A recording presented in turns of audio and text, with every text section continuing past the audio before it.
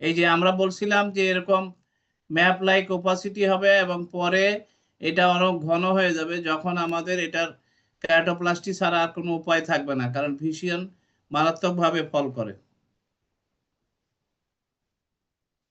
এবং আমরা বলছিলাম যে এই যে রিসবার্গলার ডিস্ট্রফিতে আমরা যদি দেখি, উপরের ছবিটা দেখি, উপরের ছবিতে এপিথেলিয়ামের জন্য একটা লাইন আসছে দেখো উপরে, তারপরেই কিন্তু একটা ডেন্স একটা ব্যান্ড লাইক ওপাসিটি প্রেজেন্ট দেখা যাচ্ছে। হ্যাঁ, হাইপার রিফ্লেকটিভ একটা এরিয়া দেখা যাচ্ছে ব্যান্ডের মতো আন্ডার দি এপিথেলিয়াম। সো এটা আসলে কোথায় আছে? এটা বার্মেস মেমব্রেনে আছে। রেস্ট অফ দি স্ট্রমা ক্লিয়ার আছে, এন্ডোথেলিয়াম ক্লিয়ার আছে। আমরা যদি নিচের ছবিটা দেখি, নিচের ছবিতে উপরের এপিথেলিয়াল লাইন দেখা যাচ্ছে, তারপরে এরকম কোনো এই ব্যান্ড লাইক ওপাসিটি নাই। তাহলে এটা হচ্ছে রিস বাকলার ডিস্ট্রফি। আমি একটু হ্যাপাজার্ডলি যাব যাতে মনে থাকে। আর আমরা যখন এইরকম একটা অপাসিটি দেখব যে মনে হচ্ছে কিছু জিলাটিনাস এবং ড্রপ লাইক, তখন এটা আসলে জিলাটিনাস ড্রপ লাইক ওপাসিটি। এটা এপিথেলিয়াল এবং এবং সারফেসটা দেখো ইরেগুলার, সারফেস কিন্তু ইরেগুলার। আমরা যদি রিজ বাকলারটা দেখি, রিজ বাকলারে আমরা দেখতে পাচ্ছি সারফেস কিন্তু উঁচা নিচা না, সারফেসটা স্মুথ।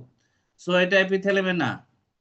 এবং আমরা যদি এই যে এখানেও আমরা দেখতেছি এটা এপিথেলিয়ামে না, এটা সারফেস ইনট্যাক্ট আছে, এটা বার্মেস মেমব্রেনে হয়েছে। কিন্তু আমরা যখন এই যে যখন দেখবো এরকম কর্নিয়াতে এরকম ইরেগুলার এবং gelatinous drop, jelly like material drop like, তখন এটাকে আমরা বলবো জিডিএলডি। জিডিএলডি, এই যে জিডিএলডি তে আমার এরকম জেলাটিনাস ড্রপ লাইক ওপাসিটি পাওয়া যাবে।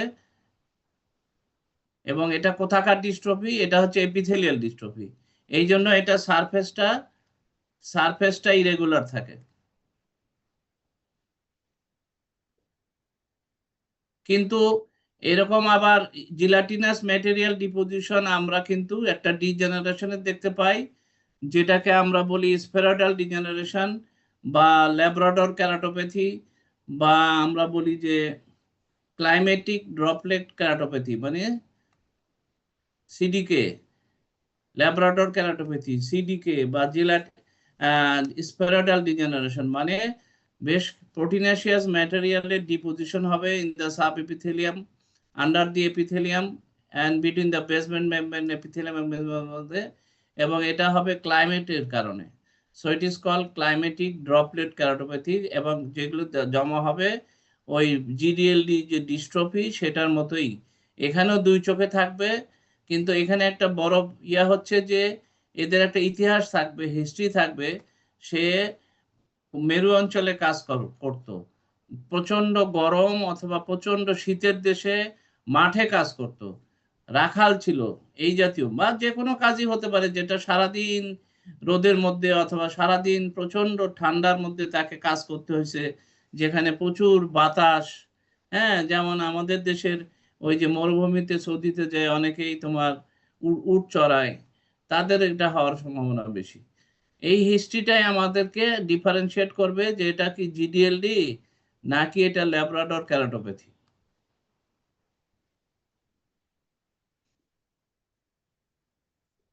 এটা সবাই জানো, এটা হচ্ছে গ্র্যানুলার ডিস্ট্রফি, তাই না? গ্র্যানুলার ডিস্ট্রফি একদম সেন্টারে থাকে, এটা পেরিফেরিতে যাবে না, সেন্টারে থাকবে। এবং যেহেতু এটা অটোজোমাল ডোমিনেন্ট ডিস্ট্রফি, সুতরাং এটা সাধারণত ডেভেলপ করবে আমরা 10 থেকে 20 বা 20 থেকে 30 এরকম বয়সে এটা দেখতে পাবো। এবং এই পেশেন্ট অ্যাসিমটোমেটিক থাকবে, কারণ বিটুইন দি গ্র্যানুলস ক্লিয়ার কর্নিয়া আছে, সো তার খুব একটা সমস্যা হবে না। কিন্তু আমরা যদি ওই গ্র্যানুলার ডিস্ট্রফিটা এরকম দেখি, এরকম যদি দেখি গ্র্যানুলসও আছে, আবার কিছু স্টার লাইক ওপাসিটি আছে, ল্যাটিস, মানে এই যে স্টার গুলা হয়েছে by linear striations, multiple linear striations make the different star. এই গ্র্যানুলসের সাথে যখন স্টার থাকবে, তখন এটাকে আমরা বলবো গ্র্যানুলার ডিস্ট্রফি টাইপ 2, যেটাকে আমরা বলি, অনেকে বলে যে অ্যাভেলিনো ডিস্ট্রফি। এখন আর ওটা বলে না, এখন এটা গ্র্যানুলার ডিস্ট্রফি টাইপ 2। আর গ্র্যানুলার শুধু গ্র্যানুলস যখন থাকবে সেটা আমরা তখন বলবো যে গ্র্যানুলার ডিস্ট্রফি টাইপ 1। তাহলে গ্র্যানুলার ডিস্ট্রফি টাইপ 2 এর সঙ্গে তোমার গ্র্যানুলস এবং ল্যাটিস, তার মানে কি গ্র্যানুলস গুলো তৈরি হয়েছে কি দিয়ে? এই গ্র্যানুল হয়েছে due to deposition of hyaline, আর ল্যাটিসে ডিপোজিশন হয় তোমার অ্যামালয়েড ম্যাটেরিয়াল। তার মানে এখানে দুই রকম ম্যাটেরিয়ালই ডিপোজিশন হয়েছে। হায়ালিন ডিপোজিশন হওয়ার জন্য গ্র্যানুলস হয়েছে, এবং অ্যামালয়েড ডিপোজিশন হওয়ার জন্য আমার কর্নিয়াল স্ট্রমাতে অ্যামালয়েড ডিপোজিশন হওয়ার জন্য ল্যাটিস হয়েছে। ল্যাটিস এবং গ্র্যানুল দুইটা একসাথে হলে তখন আমরা এটাকে গ্র্যানুলার ডিস্ট্রফি টাইপ 2 বলবো। ল্যাটিস ডিস্ট্রফি টাইপ 1 তোমরা জানো যে এখানে শুধু বিভিন্ন লিনিয়ার ব্রাঞ্চিং প্যাটার্ন ওপাসিটি থাকবে, এবং এটা হলো টাইপ 1। চিরঞ্জীব সিএমসিএইচ বলো তো, টাইপ 2 ল্যাটিস ডিস্ট্রফিতে কি থাকে এই ল্যাটিস প্যাটার্ন ওপাসিটি ছাড়া? সরি স্যার, আমি বলতে পারছি না স্যার। হ্যাঁ, স্যার আমি বলতে পারলাম না স্যার, জানি না। বলতে পারবা না? আচ্ছা, শিখে নাও।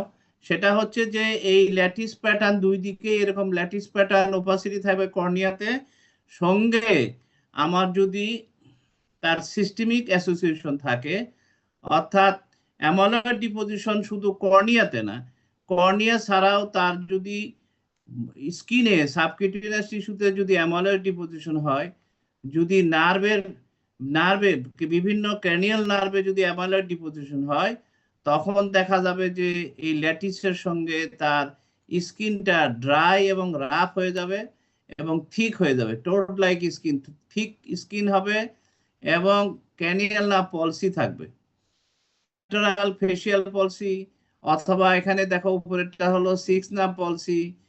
এই ধরনের পলসি যদি ল্যাটিস ডিস্ট্রফিতে পাই, তাহলে আমরা বুঝবো এটা আসলে টাইপ 2 ল্যাটিস ডিস্ট্রফি। এখানে শুধু অ্যামলয়েড ডিপোজিশন শুধু আমার ইয়েতে হয়নি, কর্নিয়াতে না, স্কিনে হয়েছে, ক্র্যানিয়াল নার্ভ ইনভলভ হয়েছে। এখান থেকে আমরা এটা ধরেই নিতে পারি যে অ্যামলয়েড ডিপোজিশন তার বিভিন্ন ব্লাড ভেসেলে যদি হয়, তাহলে তার কার্ডিওভাস্কুলার রিস্ক অনেক বেশি, স্ট্রোক করতে পারে এই পেশেন্ট, কার্ডিয়াক প্রবলেম অ্যারেস্ট করতে পারে। সো এই পেশেন্টকে আমরা শুধু দেখেই ছেড়ে দিব না, এদেরকে আমরা কার্ডিওভাস্কুলার মানে দ্যাট ইজ কার্ডিওলজিস্টের কাছে পাঠাইতে হবে two exclude any cardiovascular disease. বুঝতে পারছো?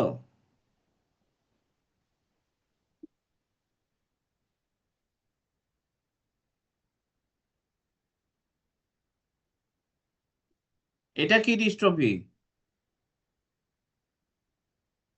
এই বাচ্চাটা, এটা একটা বাচ্চার ছবি মনে করো, বা 10 বছর, 5 বছর, 7 বছর একটা বাচ্চা। এই বাচ্চা প্রায় 3-4 বছর ধরেই এরকম একটা কর্নিয়াতে হেজিনেস ডেভেলপ করছে, এবং দুই চোখেই ডেভেলপ করছে। তার কোনো কনজেশন নাই, কোনো পেইন নাই, রেডনেস কিছুই নাই, কিন্তু দুইটা কর্নিয়া হেজি, এটা আস্তে আস্তে বাড়তেছে, এবং এই হেজিনেসটা শুধু সেন্টারে না, পেরিফেরি সহ ইনভলভ করে গেছে। Periphery and centre both are involve. তাহলে এটা কি ডিস্ট্রফি? Macular dystrophy. এটা ম্যাকুলার ডিস্ট্রফি, কারণ আমরা দেখতে পাচ্ছি যে এখানে ওরকম কোনো গ্র্যানুলস, পেরিফেরিতে কিছু গ্র্যানুলস দেখা যাচ্ছে, কিন্তু সেন্টারে গ্র্যানুলস নাই, কিন্তু অ্যাজ এ হোল একটা কর্নিয়াতে একটা হেজিনেস আছে। তার মানে এখানে আমরা বলতেছি যে মিউকোপলিস্যাকারাইড, গ্লাইকোজ অ্যামোনো গ্লাইকেজের ডিপোজিশন হয়েছে স্ট্রমাতে, পরে কর্নিয়াটা হেজি হয়ে গেছে। এবং যেহেতু এটা অটোসোমাল রিসেসিভ ডিসঅর্ডার, এই জন্য এটা ফার্স্ট ডিকেডেই শুরু হয়ে যাবে, আর্লি লাইফে শুরু হয়, একদম 3-4 বছরের বাচ্চার চোখেই তুমি এরকম দেখতে পারবা, এবং সে বাচ্চা বাবা নিয়ে আসবে যে মেয়ে ভালো দেখতে পায় না। তাহলে এইটা কি আমরা অন্য বাচ্চাদের ভিতরে পাবো, ওই বাচ্চা ছাড়া, ওই বাবার আর বাচ্চাদের মধ্যে?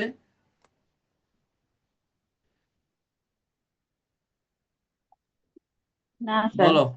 হ্যাঁ, হ্যাঁ, Hi, Pakarba, Actually, Rochi, 25% affected. বা এই বাচ্চা মনে করো এদের এদের আরেকটা মেয়ে আছে, এই বাবার আরেকটা মেয়ে আছে, সে এখন বিয়ের বয়স হয়ে গেছে, কিন্তু তার চোখে এরকম কোনো ডিস্ট্রফি নাই। ছোট মেয়েটার চোখে ডিস্ট্রফি হয়েছে, ম্যাকুলার ডিস্ট্রফি। বড় মেয়ের চোখে কোনো ডিস্ট্রফি নাই, সে ভালো, হেলদি, দেখতে সুন্দর। তাহলে সে তার চাচাতো ভাইয়ের সাথে বিয়ে করতে চাচ্ছে, এটা কি ঠিক হবে? না হবে স্যার, না সে স্যার, ক্যারিয়ার হতে পারে, এটা ক্যারিয়ার হবে। হতে পারে স্যার। কারণ সে স্যার ক্যারিয়ার হতে 25% পারে। ক্যারিয়ার থাকবে। আমরা যদি জানি যে অন্য বাচ্চাগুলোর মধ্যে ক্যারিয়ারের ভাগ বেশি থাকবে, সেই ক্ষেত্রে ক্যারিয়ার অটোজোমাল ডমিনেন্টে কিন্তু ক্যারিয়ার থাকে না। এখানে যেহেতু অটোজোমাল রিসেসিভ, ওই যে বড় মেয়েটা, সেই মেয়েটা তার চোখে ডিস্ট্রফি নাই, কিন্তু তার বাচ্চার চোখে কিন্তু ডিস্ট্রফি এসে যেতে পারে। যদি যেহেতু তার চাচাতো ভাই মামাতো ভাই একই একই জেনারেশনের, তার মানে যেহেতু দেখা যেতে পারে চাচাতো ভাইও ক্যারিয়ার আর সেই ক্যারিয়ার, দুজন ক্যারিয়ার যখন এক হয়ে যাবে, তখন বাচ্চার চোখে কিন্তু এরকম ডিস্ট্রফি দেখা দেবে। এর সাথেই খেলতে হবে, কারণ আমাদের 10-12 জন কিন্তু হয়ে যায়। হ্যাঁ, বুঝতে পারছো? সুতরাং অটোজোমাল রিসেসিভ ডিসঅর্ডার অল্প বয়সে শুরু হয়, অন্য বাচ্চাদের ভিতরে তার ক্যারিয়ার থেকে যেতে পারে, এটা আমাদের মাথায় রাখতে হবে।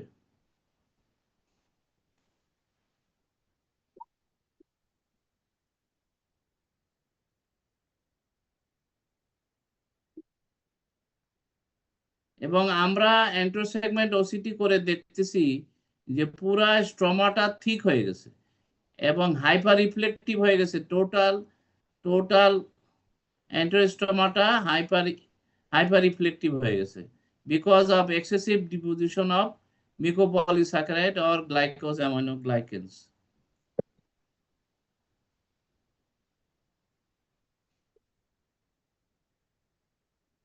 আচ্ছা, এইখানে আমরা তিনটা বাচ্চা দেখাচ্ছি। উপরের বাচ্চাটার দুই চোখে কর্নিয়া হেজি, বাচ্চার বয়স তো বুঝতেই পারছো অনেক কম, 6 মাস বয়সের। এখানে আরেকটা উপরে ডান পাশে দেখো, এরও দুইটা কর্নিয়া হেজি, এবং হেজিনেসটা কিন্তু শুধু সেন্টারে না, পেরিফেরিতেও haziness. Total cornea is hazy. তাহলে এটা কি হবে?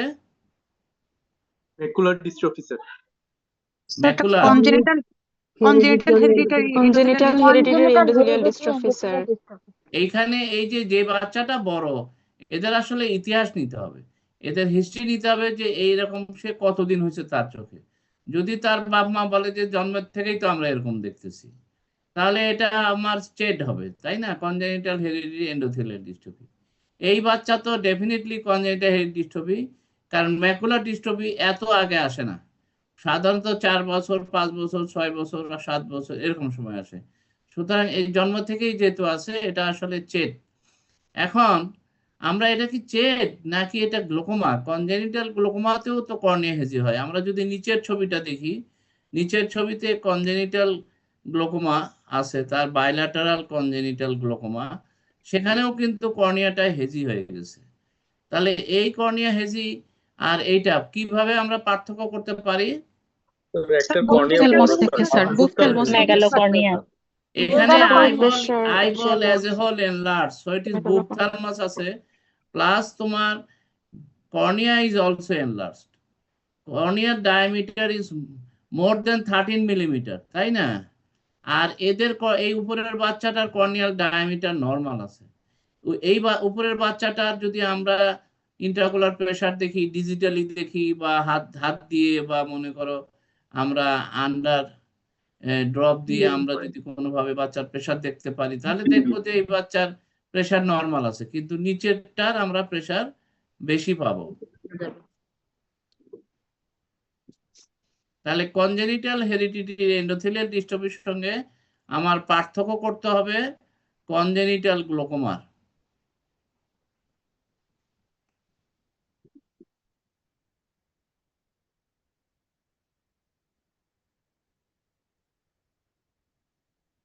আমরা বলছিলাম যে তোমার 40 বছরের একটা মহিলা বা 50 বছরের একটা মহিলা, সে চোখে কম দেখে বলতেছে, এবং বিশেষ করে আর্লি মর্নিং এ সে কম দেখে বেশি। সকালে ঘুম থেকে উঠলে সে বেশ কম দেখে বলতেছে, পরের দিকে একটু পরিষ্কার হয়। এবং আমরা অপটিক্যাল সেকশন করে দেখলাম যে কেমন একটা দানা দানা ভাব আছে, এই কর্নিয়ার ভিতরে। হ্যাঁ, এবং মনে হচ্ছে কিছু কালো ডট আছে। এই যে এখানে আমরা দেখতে পাচ্ছি কিছু দানা দানা ভাব আছে, গ্র্যানুলার একটা অ্যাপিয়ারেন্স হচ্ছে কর্নিয়াতে রেট্রো ইলুমিনেশন করলে। তখন আমরা বুঝতেছি যে এটা কর্নিয়াতে কোনো ঝামেলা আছে। এরকম দেখলাম আমরা, যখন এরকম দেখলাম তখনও দেখলাম, এবং আমরা দেখলাম যে পোস্টেরিয়র সারফেসটা অপটিক্যাল সেকশন করে আমরা দেখলাম যে পোস্টেরিয়র সারফেসটা একটু প্রজেকশন আছে। পোস্টেরিয়র সারফেসে সেন্টারে কিছু প্রজেকশন মনে হচ্ছে এন্ডোথেলিয়ামে। তাহলে আমরা এটাকে কি বলবো? Fookes endothelial Endothelial dystrophy. এটা ফুকস এন্ডোথেলিয়াল ডিস্ট্রফি।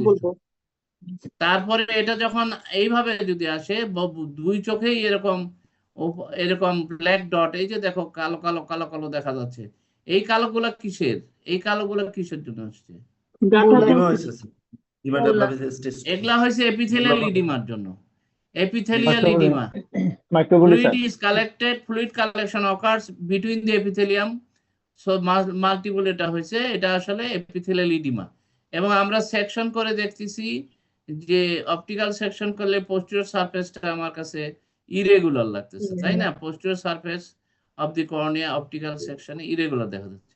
তাহলে ইডিমা আছে, এবং ইডিমা এটা তো তোমার মনে করো যে তার যদি প্রেসার বেশি হয়, গ্লোকোমা হয়, তাহলেও তো এরকম এপিথেলিয়াল ইডিমা হবে। তাহলে কিভাবে বুঝবো যে এটা আসলে এপিথেলিয়াল ইডিমা গ্লোকোমার জন্য নাকি তার ডিস্ট্রফির জন্য? স্যার আদার আই চেক করব স্যার। দুই চোখে আছে, দুই চোখে আছে। স্যার আইপি চেক করব, স্যার আইপি চেক করব। আইএফপি চেক করার আগে কি দেখবো? Sclera sir, sclera quite Specular থাকবে। microscopy করবো স্যার। আরে বাবা, স্কুলার মাইক্রোস্কোপি আগে আমি দেখবো যার এপিথেলিয়াল ইডিমা হয়েছে গ্লোকোমার জন্য, তার তো কনজেশন থাকবে। হ্যাঁ, কনজেশন থাকবে স্যার। তার সিলারি কনজেশন থাকবে, কনজাংটিভাল কনজেশন থাকবে, তার চোখে ব্যথা থাকবে, পেইন বলবে, তাই না? এবং তার দুই চোখেই এরকম গ্লোকোমা, অ্যাকুট কনজেস্টিভ গ্লোকোমা দুই চোখে হতেই পারে। রেয়ার, যদিও রেয়ার, তারপরেও হতে পারে। ডিস্ট্রফি তো দুই চোখেই হবে। কিন্তু আমি যখন দেখবো কোনো রেডনেস নাই, কোনো কনজেশন নাই, এবং আমি ডিজিটালি দেখতে পারি হাত দিয়ে অথবা নন কন্ট্রাক্ট অনমিট, এখানে কি আমরা গ্যাট করব? এখানে যেহেতু এপিথেলিয়াল ইডিমা, এখানে গ্যাট করলে আমার অ্যাব্রেশন হয়ে যেতে পারে, এপিথেলিয়াল ড্যামেজ হতে পারে। এই জন্য আমি এটা নন কন্ট্রাক্ট অনোমেটিতে প্রেসার দেখব এবং ডিজিটালি প্রেসার দেখব, অর্থাৎ আঙ্গুল দিয়ে প্রেসার দেখার চেষ্টা করব যে কি আছে। যদি দেখি যে না, প্রেসার তো কিছু নরমালি মনে হচ্ছে, তখন আমরা এটার স্পেকুলার মাইক্রোস্কোপি করব। পিউপিলটাও একটা ডিফারেন্সিয়েটিং পয়েন্ট হতে পারে না স্যার? কি পিউপিলটাও একটা ডিফারেন্সিয়েটিং পয়েন্ট কি হতে পারে না স্যার? যদি মানে কনজেস্টিভ গ্লুকোমা হয় তখন তো হ্যাঁ পিউপিলটা। হ্যাঁ, অবশ্যই অবশ্যই অবশ্যই। এসি শ্যালো, পিপল ডাইলেটেড, এটা তো অবশ্যই হতে পারে। আদার ফাইন্ডিংস তো হতেই পারে। এসিটা শ্যালো কনজেশন তো খুব। স্যার ফুকসেও অনেক সময় থাকে, যদি বুলা রাপচার না থাকে তখনও না তো না, এই অবস্থায় হবে না। এই যে এই অবস্থায় হবে, যখন তোমার বুলা, এই যে এই অবস্থা হবে। দেখো এটাও কিন্তু বুলাস ক্যারোটোপ্যাথি, হ্যাঁ, ফলোইং ডিস্ট্রফি ডিউ টু মানে এন্ডোথেলিয়াল ডিস্ট্রফি। কিন্তু যখনই এই বুলা রাপচার হয়ে গেছে, তখন এখানে ইনফ্ল্যামেশন দেখা দিছে, এবং এই জন্য এখানে কনজেশন আছে। কনজেশন এখানে থাকতেই পারে, তোমার কথা ঠিক আছে, কিন্তু সেক্ষেত্রে আমরা এই বুলাস ক্যারোটোপ্যাথি হতো তার আগে এই জাতীয় অবস্থা, এখানে আমরা কনজেশন পাবো না, কিন্তু এরকম কন্ডিশনে আমরা কনজেশন পেতে পারি। বুলাস ক্যারোটোপ্যাথি হয়ে গেলে আমরা কনজেশন পেতে পারি। গ্লোকোমা ছাড়াও ডিস্ট্রফিতেও কনজেশন পাবো, কারণ এটা শুধু আর ডিস্ট্রফির পর্যায়ে নাই, এটা এখন তোমার ডিস্ট্রফি উইথ ক্যারাটাইটিস হয়ে গেছে, ইনফ্লামেশন ডেভেলপ করছে। তাহলে আমরা বলছিলাম যে ফুকস এন্ডোথেলিয়াল ডিস্ট্রফি আমাদের দুই টাইপের হয়, তাই না? দুই টাইপ, একটা কি, একটা হচ্ছে রেয়ার ভ্যারাইটি আছে একটা, সেটা হলো আর্লি অনসেট ফুক ডিস্ট্রফি, এবং সেইটা সাধারণত ইয়াং বয়সে, আরো ইয়াং বয়সে শুরু হয়, 12 বছর 20 বছর বয়সেই ফুক ডিস্ট্রফি হতে পারে, but it is very rare. মনে রাখতে হবে দুই রকম আছে, একটা হলো আর্লি অনসেট আর একটা হলো লেট অনসেট। লেট অনসেট মানে আফটার 40, 45, 50, 55, 60, 65, এবং ফিমেলদের অনেক বেশি হয় 3:1, লাইক দি অ্যাকুট কনজেস্টিভ গ্লুকোমা বা অ্যাঙ্গেল ক্লোজার গ্লুকোমার মতো এখানেও রেশিও হচ্ছে 3:1। এবং এদের একটা 4টা স্টেজ আমরা বলছি, একটা হলো 2টা type, early onset, late onset. Late onset is most common, early onset is rare. আর আমরা বলছি যে এটা ক্যাটাগরি 1, 2, 3, 3 রকম ক্যাটাগরি হতে পারে।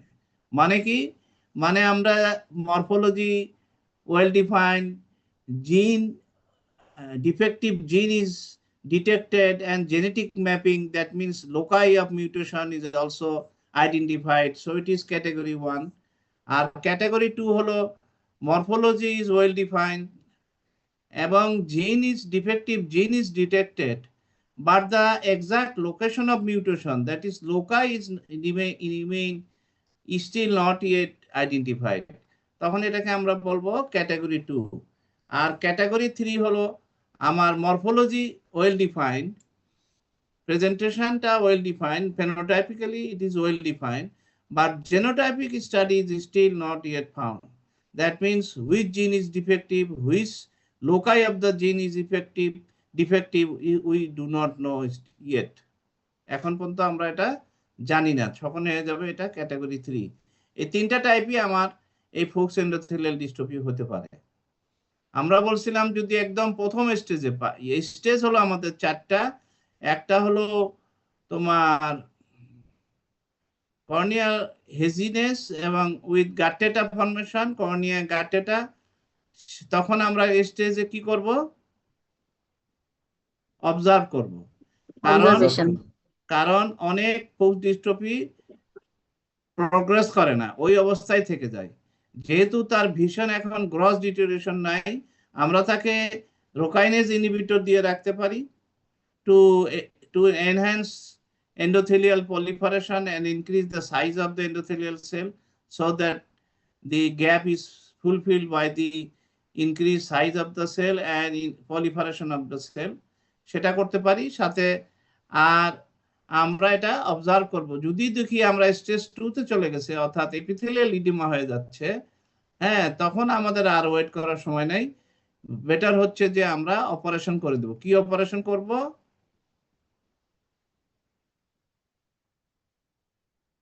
ডিমেক করব sir, ডিমেকটা best.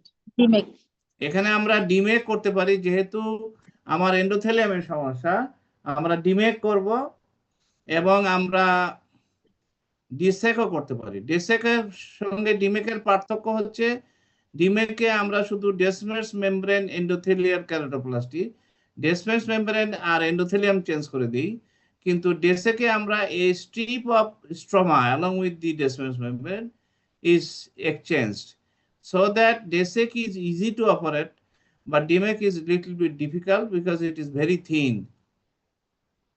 Handling is difficult.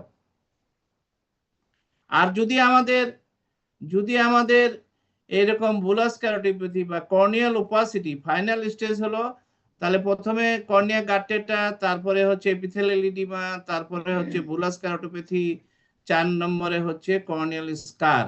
আমার যদি স্কার নিয়ে আসে তখন আমরা কি করব? পেনিট্রেটিং কেরাটোপ্লাস্টি পিকেপি করব স্যার। আমাদের পেনিট্রেটিং কেরাটোপ্লাস্টি ছাড়া উপায় নাই। আমাদের যে গ্রাফ রিজেকশন, সেটা কি কোনটাতে, কোন লেয়ারের এগেইনস্টে গ্রাফ রিজেকশন বেশি হয়? এন্ডোথেলিয়াম। এন্ডোথেলিয়াম 50% হয় এন্ডোথেলিয়ামের জন্য। স্যার একটা কোশ্চেন ছিল স্যার। হ্যাঁ বলো। স্যার আপনি গত ক্লাসে সম্ভবত বলছিলেন স্যার হচ্ছে যে স্যার জিলেটিনাস ড্রপ লাইক বা স্যার হচ্ছে সসম্যান ডিজেনারেশন, স্যার এগুলোর ক্ষেত্রে আমরা স্যার ইয়ে করবো, ওই সাল করবো স্যার, সুপারফিশিয়াল অ্যান্টিলেমার কেরাটোটমি স্যার। হ্যাঁ স্যার এটা স্যার এগুলোর ক্ষেত্রে আমরা স্যার স্যার ইয়ে করতে পারি কিনা স্যার, ফটোথেরাপিউটিক কেরাটোটমি স্যার? আমি তো সেটাও বলছি পিটিকে করা যাবে তো, পিটিকে তো আমি বলছি পিটিকে করা যাবে, বা সাল স্যার করা যাবে। সুপারফিশিয়াল কেরাটোটমি স্যার, সুপারফিশিয়াল কেরাটেক্টমি আবার কি? সুপারফিশিয়াল কেরাটেক্টমিটাই তো পিটিকে। এখন পিটিকে তে কি লাগবে? স্যার লেজার লাগবে। তাহলে এক্সামের লেজার লাগবে, এক্সামের লেজার তোমার আছে? না স্যার। তাহলে এই জন্য আমরা বলছি যে যেখানে এক্সামের লেজারের ফ্যাসিলিটি নাই সেখানে তো আমাদেরকে সাল কি করতে হবে। Thank you sir.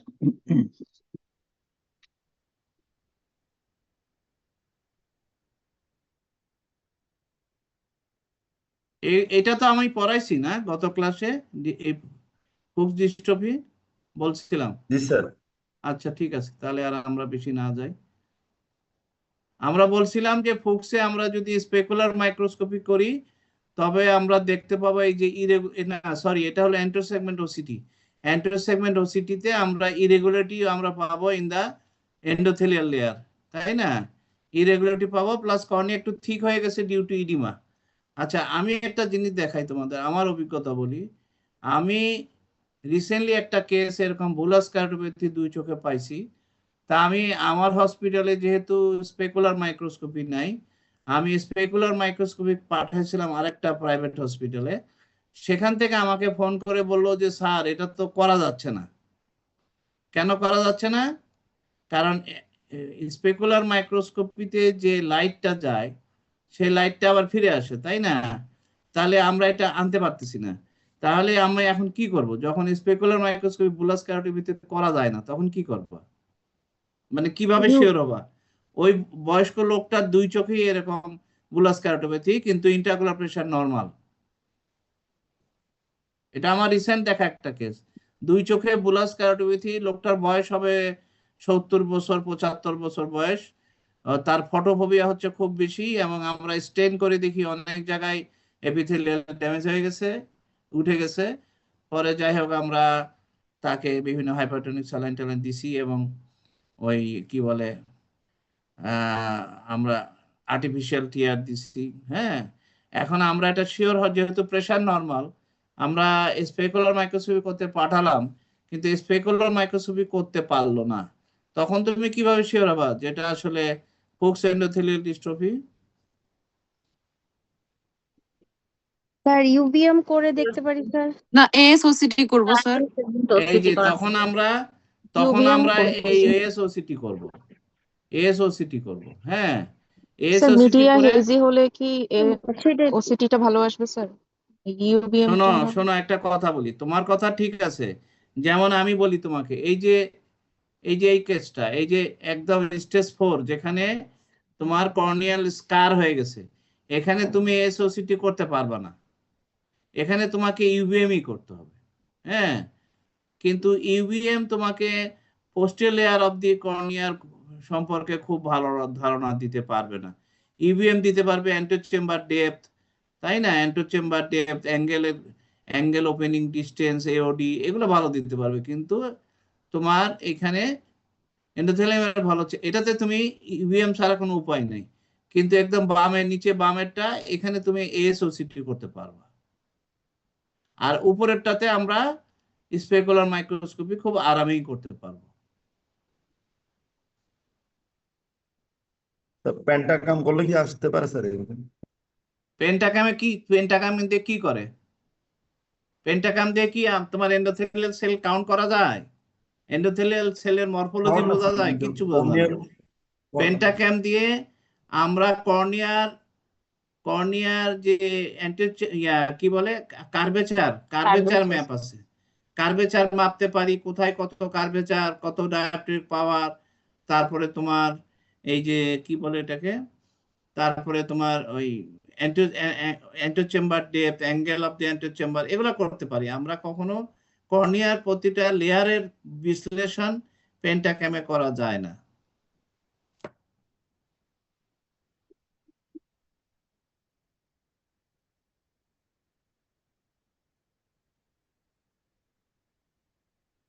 এটা কি সবার কাছে ক্লিয়ার? এই যে এটা কিন্তু আসবে পরীক্ষাতে, আসবে এমনকি তোমার অস্কিতেও এটা আসবে, যে স্পেকুলার মাইক্রোস্কোপি রিপোর্ট।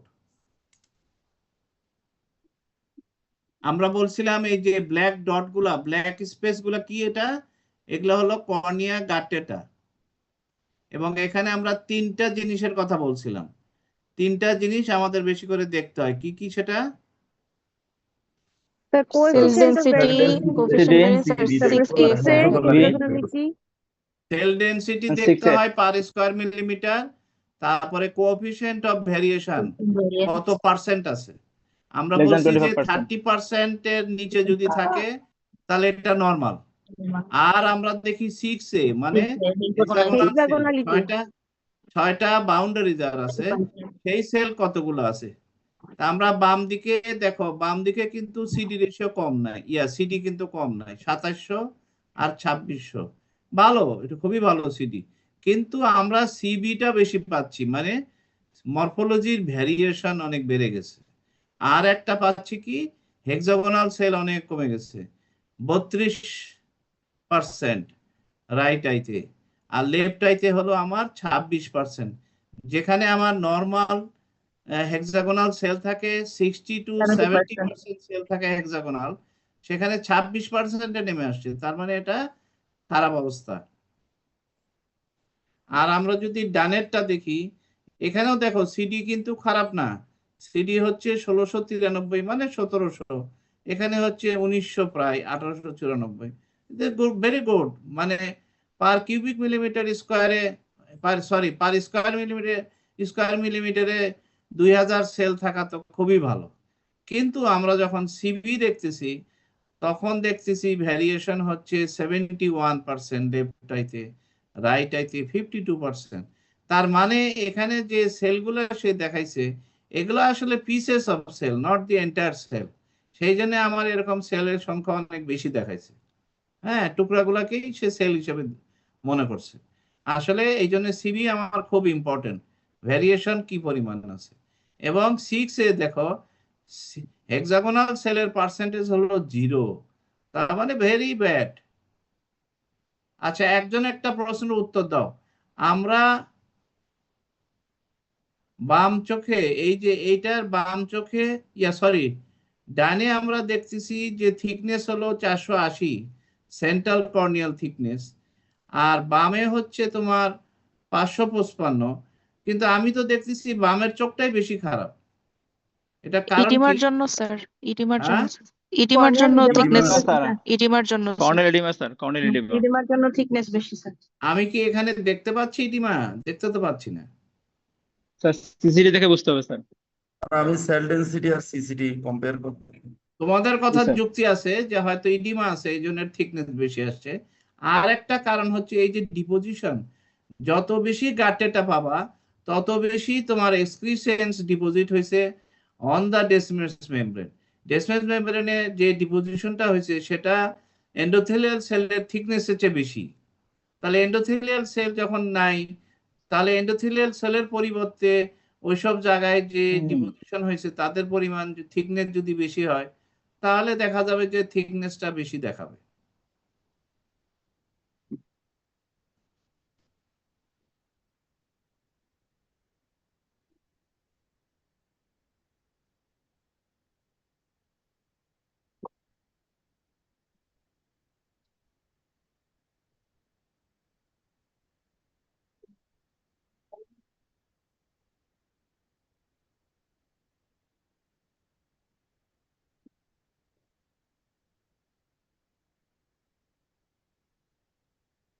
এখানে অ্যাটেন্ড করছে আজকে 100 জন, কিন্তু আমার কাছে সারাদিন রিকোয়েস্ট আসতেছে যে এই ক্লাসে ঢুকতে চায়, ক্লাসে ঢুকতে চায়। অথচ এই গ্রুপে জয়েন করছে টোটাল 200, সম্ভবত 221 জন বা এরকম, কিন্তু ক্লাস করতেছে 100 জন। এই জন্য এই সমস্ত ক্লাস, ফ্রি ক্লাস বন্ধ হয়ে যাবে। আগামীতে আর কোনো ফ্রি ক্লাস থাকবে না। যারা ক্লাস করতে ইন্টারেস্টেড তাদেরকে ইয়েতে ঢুকতে হবে, পেমেন্টে দিয়ে ঢুকতে হবে, তাহলে এটার মূল্য থাকবে, তাছাড়া এটার মূল্য থাকবে না। তোমরা কি বলো? স্যার গ্রুপটা কি আমাদের হোয়াটসঅ্যাপ তো গ্রুপ ক্লাস স্যার? খুব দরকার স্যার। হ্যাঁ, কি বলো? অনেকে স্যার শুধু শুধু স্যার গ্রুপে অ্যাড হয়ে বসে থাকে স্যার, হলে ওরা ক্লাস স্যার এই গ্রুপ জন্যই তো, কোনটা প্রয়োজন স্যার? নাই। হোয়াটসঅ্যাপ কোন গ্রুপ স্যার? কোন এই group? যে গ্রুপ থেকে তোমরা পাও না, এই যে এক্সামিনেশন ওরিয়েন্টেড ক্লাসের একটা গ্রুপ হয়েছে না, এই গ্রুপেই তো তোমরা জানতে পারো নাকি? এই যে এই লিঙ্কটা কোথায় পাও? গ্রুপেই তো পাও। স্যার লিঙ্কটা আমরা অন্যান্য ডাক্তারদের থেকে পাই, কিন্তু গ্রুপে তো স্যার মানে আমরা অনেকেই নাই। নাই, না স্যার। দেখো গ্রুপেও নাই, অন্য ডাক্তার থেকে নাও। তো এগুলো বন্ধ করতে হলো এগুলো বন্ধ করতে হলো তো আমার পেমেন্ট সিস্টেমে যেতেই হবে। কারণ ওই যে যে পেমেন্টে যার পেমেন্ট ক্লিয়ার থাকবে সেই শুধু ওইটা লিঙ্কটাতে ঢুকতে পারবে, তাছাড়া কেউ ঢুকতে পারবে না। এছাড়া কোনো উপায় নেই, কারণ এই দিনের পর দিন এইভাবে রাত 10টা থেকে 12টা পর্যন্ত আমার ক্লাস নেওয়া খুব শরীরের উপর দিয়ে যায়। আর এটা হয়ে গেছে বাজার দর আর কি। হ্যাঁ, ওই যে দেখো না, ফ্রি প্রেসক্রিপশন কোথায় ফালাই দেয়, পায় না, খুঁজে পায় না। পরবর্তীতে আসে যখন আত্মীয় স্বজন, বলে যে ওটা তো খুঁজেই পাচ্ছি না, কোথায় রাখছিলাম। আর যখন 2000 টাকা 1500 টাকা ভিজিট দিয়ে দেখায় আসে, ওই প্রেসক্রিপশনটা খুব যত্ন করেই রাখে। এটা হলো আমাদের নেচার। সো ফ্রির হ্যাজার্ড বেশি।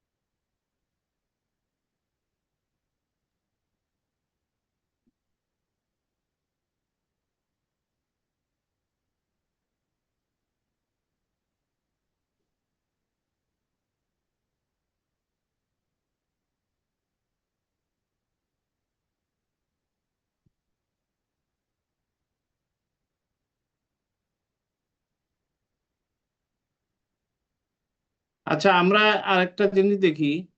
এখানে আমরা বলছিলাম একদম মাঝখানের ছবিটা আবার আজকে একটু আলোচনা করতে হবে, কারণ এটা অনেকের কাছে ক্লিয়ার না। একদম মাঝখানে দেখতে পাচ্ছি যে তার টোসিস আছে, তাই না?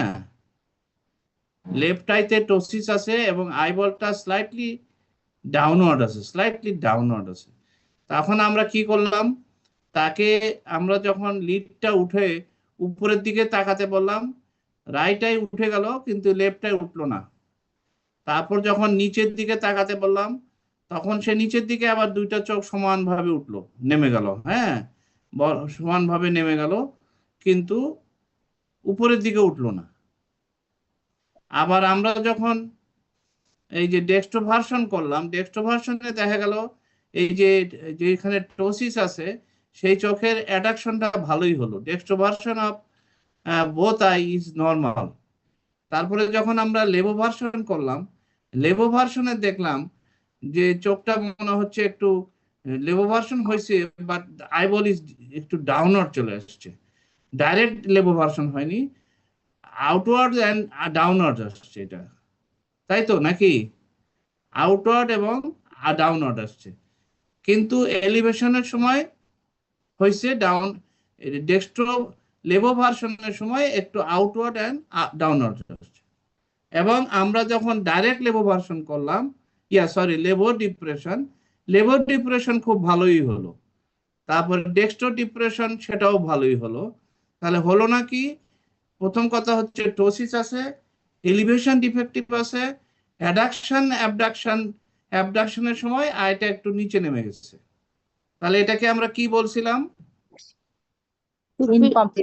superior division of third upper part of third palsy. Upper division of the third nerve palsy. এখানে পিপল কেমন থাকবে? normal Normal থাকবে স্যার। পিপল Normal থাকবে, নর্মাল স্যার। থাকবে, যেহেতু প্যারাসিম্পাথেটিক ফাইবার থাকে লোয়ার ডিভিশনে lower inferior division এবং লোয়ার ডিভিশনে। তাহলে আমরা এই যে চোখটা যে লেভো ভার্সনের সময় একটু নিচে নেমে গেল, এটার কারণটা কি?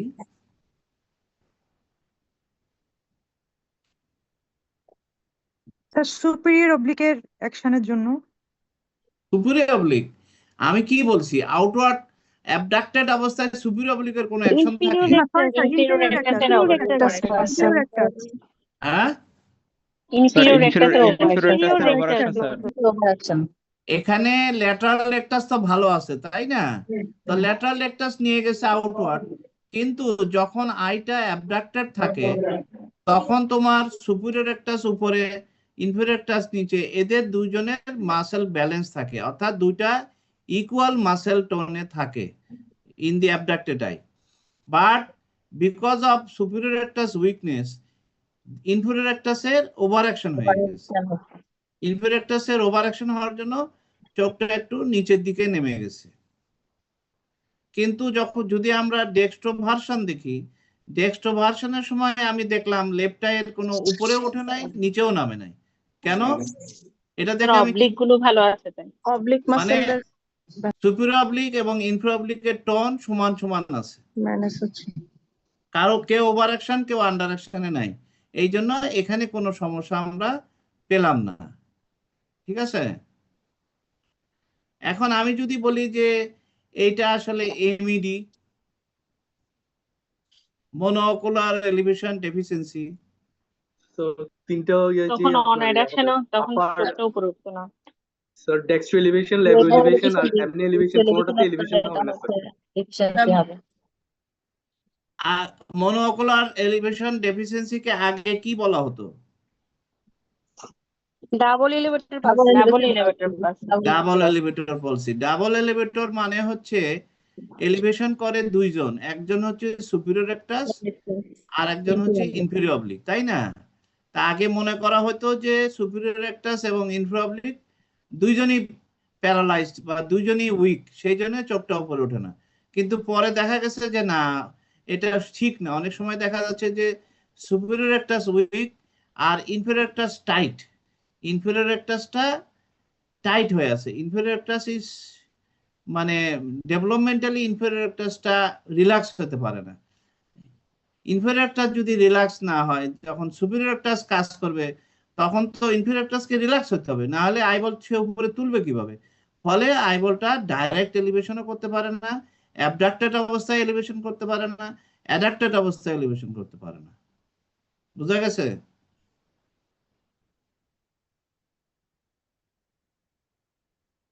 বোঝা গেছে না যায়নি? জি স্যার জি স্যার। জি স্যার কিন্তু আমরা যদি এইটা দেখি,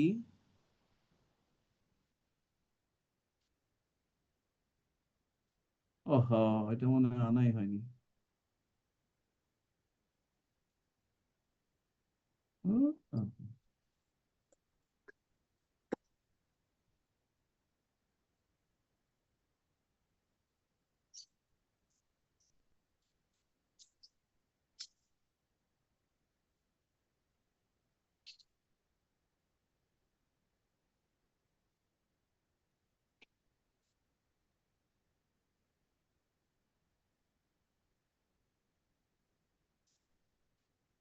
আচ্ছা, এখানে একটা ছবি দেখো, এখানে উপরের ছবিটাতে কি দেখা যাচ্ছে?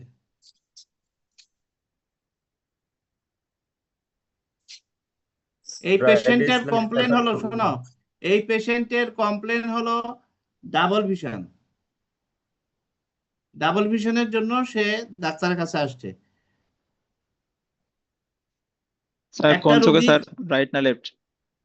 না কোন চোখে সেটা তুমি তুমি তুমি বের করবা, রুগী কি জানে নাকি? রুগী বলছে আমি দুইটা দেখি। রুগী যখন বলবে যে আমি দুইটা দেখি, তখন রুগীকে প্রথম প্রশ্ন কি করবা? ভার্টিক্যালি দেখতে নাকি হরিজন্টাল নাকি ভার্টিক্যাল সেটাকে বের করতে হবে। না, no no no no no. প্রথম প্রশ্ন, শোনো, প্রথম প্রশ্ন হচ্ছে এটা কি ইউনিওকুলার না বাইনোকুলার, নাকি বাইনোকুলার জি স্যার এটা আমাকে প্রথম বের করতে হবে।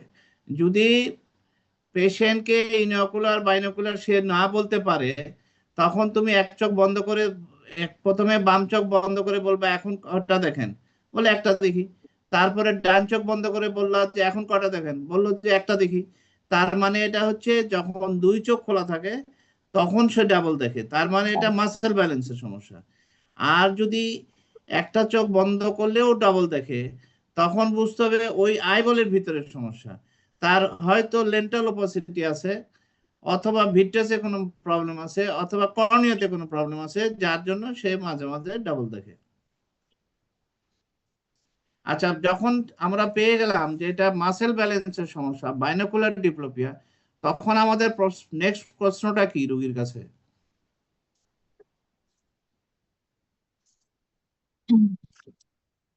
উপরে নিচে নাকি পাশাপাশি উপরে নিচে? প্রথম কথা প্রশ্ন হচ্ছে এটা কি একটা কি পাশাপাশি দুইটা দেখেন নাকি একটার উপরে একটা দেখেন?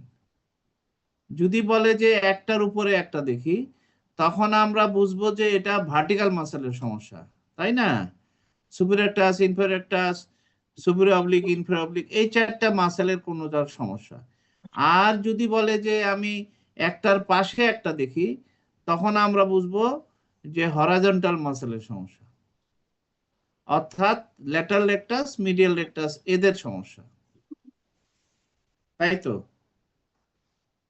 তারপরে যখন সে বলল যে দুইটা একটার উপরে একটা দেখি, তখন আমরা কি করব? হাসবার রিফ্লেক্স দেখবো প্রথম। হাসবার রিফ্লেক্সের উপরেরটা কি দেখতেছো বলো তো? Nasal pupillary Central, sir. মার্জিনে আছে স্যার, লেফট আইতে। লেফট আইতে কোথায়? নাসাল পিপিলারি মার্জিনে মনে আন্দাজ হচ্ছে ভিতরে স্যার। মার্জিন। একটু নেজাল পিপলি মার্জিন মনে হচ্ছে, তোমার কথা ঠিক আছে।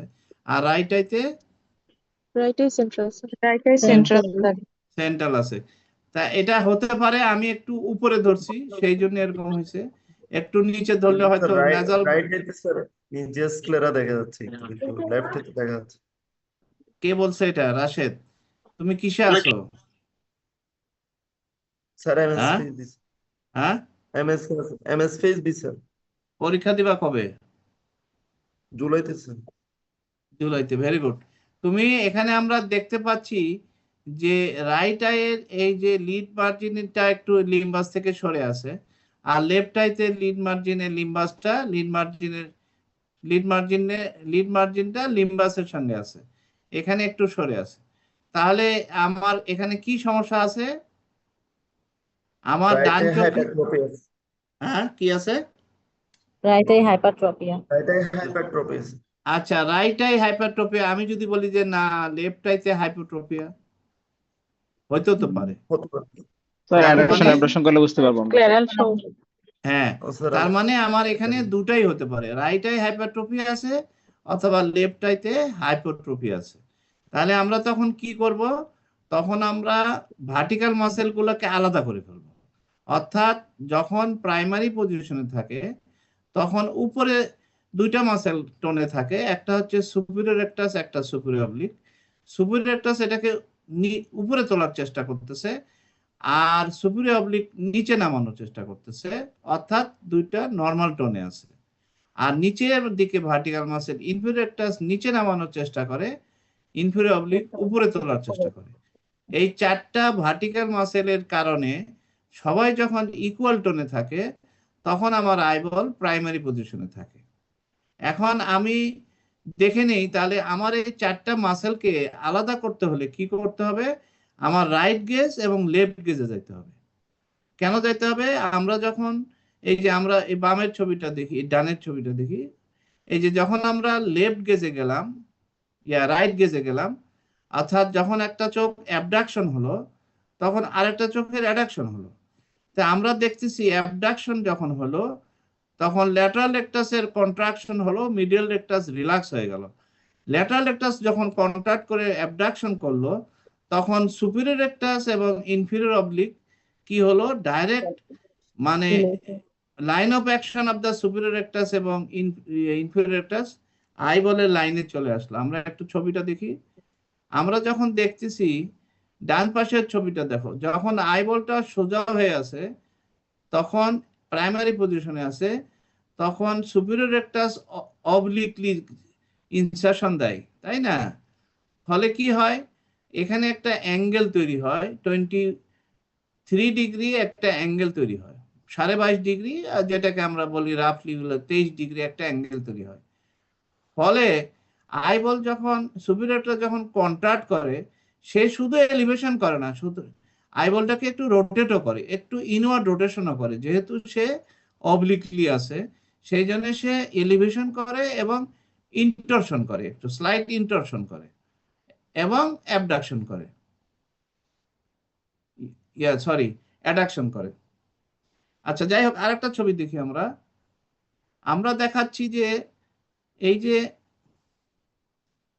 একদম বাম পাশের ছবিটা দেখো, এখানে আমরা দেখতে পাচ্ছি আইবল আছে সোজা, আর এখানে আইবলটা একটু ভুল দেখাচ্ছে, আইবলটা সোজা এবং রেকটাসটা এইভাবে আছে, তার মানে এখানে একটা অ্যাঙ্গেল আছে between the line of action of the superior rectus and the anteroposterior axis of the eyeball. এখানে একটা অ্যাঙ্গেল তৈরি হয়েছে যেটা হলো 23 ডিগ্রি। কিন্তু যখন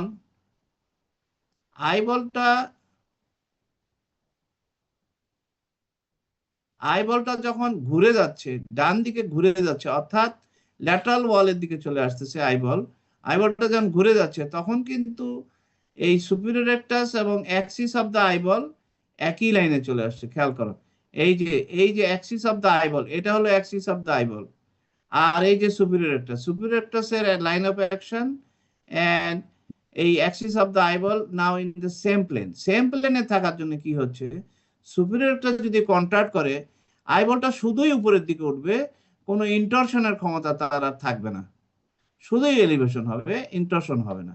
কিন্তু আমরা যদি প্রথম বামের ছবিটা দেখি, যখন আইবলের অ্যান্টেরোপোস্টেরিয়র অ্যাক্সিস এবং এই অ্যাক্সিসের মধ্যে একটা অ্যাঙ্গেল থাকে 23 ডিগ্রি, তখন যখন সুপিরিয়রটা কন্ট্রাক্ট করে, তখন আইবলটা শুধু এলিভেশন হয় না, সাথে ইন্টরশন হয়।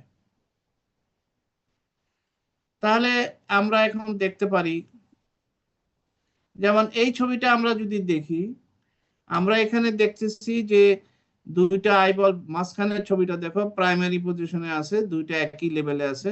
আমরা যখন রাইট গেজ করলাম, অর্থাৎ ডেক্সট্রো ভার্সন করলাম, তখন রাইট কর্নিয়া এবং লেফট কর্নিয়া চলে আসলো ক্যান্থাসে, ইনার ক্যান্থাস, আউটার ক্যান্থাসে। এই সময় কি হচ্ছে, সুপিরিয়র রেকটাস এবং ইনফেরিয়র রেকটাস অ্যাবডাক্টেড আইতে আমার পিওর এলিভেটর হয়ে গেছে। কেন? কারণ Axis of the eyeball and anteposterior axis of the eyeball and the axis of the muscle is now in the same axis. That means coaxial হয়ে গেছে। So এরা শুধুই এলিভেটর, এখানে আর ইন্টরশন করার ক্ষমতা তাদের নাই। কিন্তু আমরা যদি অ্যাডাপ্টেড আইটা দেখি, অ্যাডাপ্টেড আইতে আমরা যদি আবার ওই ছবিটা দেখি, এইখানে আমরা 3 নম্বর ছবিটা দেখি।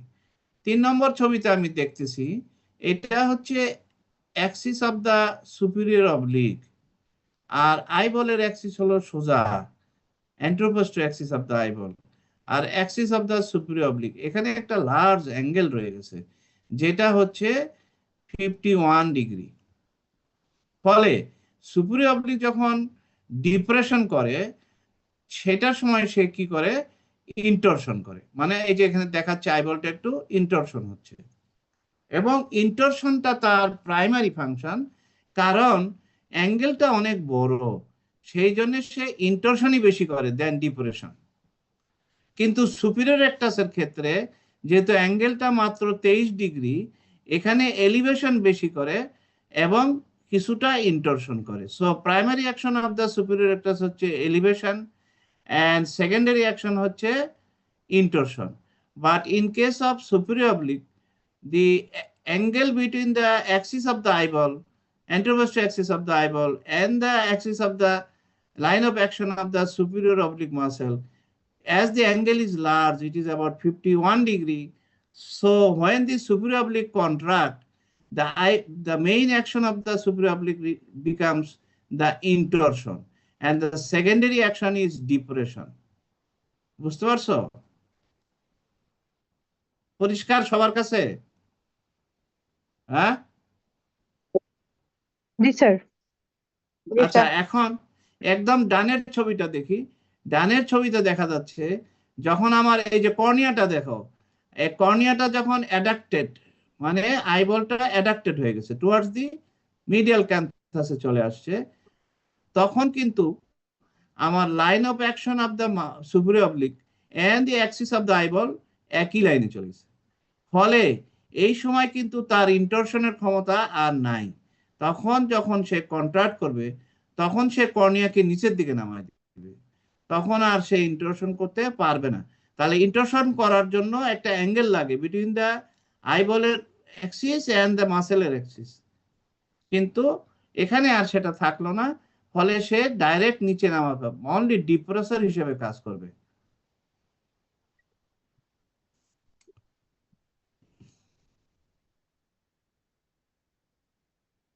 তাহলে আমরা এখানে যদি অ্যাডাক্টেড আইটা দেখি, এই লেফট অ্যাডাক্টেড আইকে দেখো, আমরা দেখতে পাচ্ছি এটা হরাইজন্টালি আছে না, কোনো উপরে ওঠে নাই নিচেও নামে না।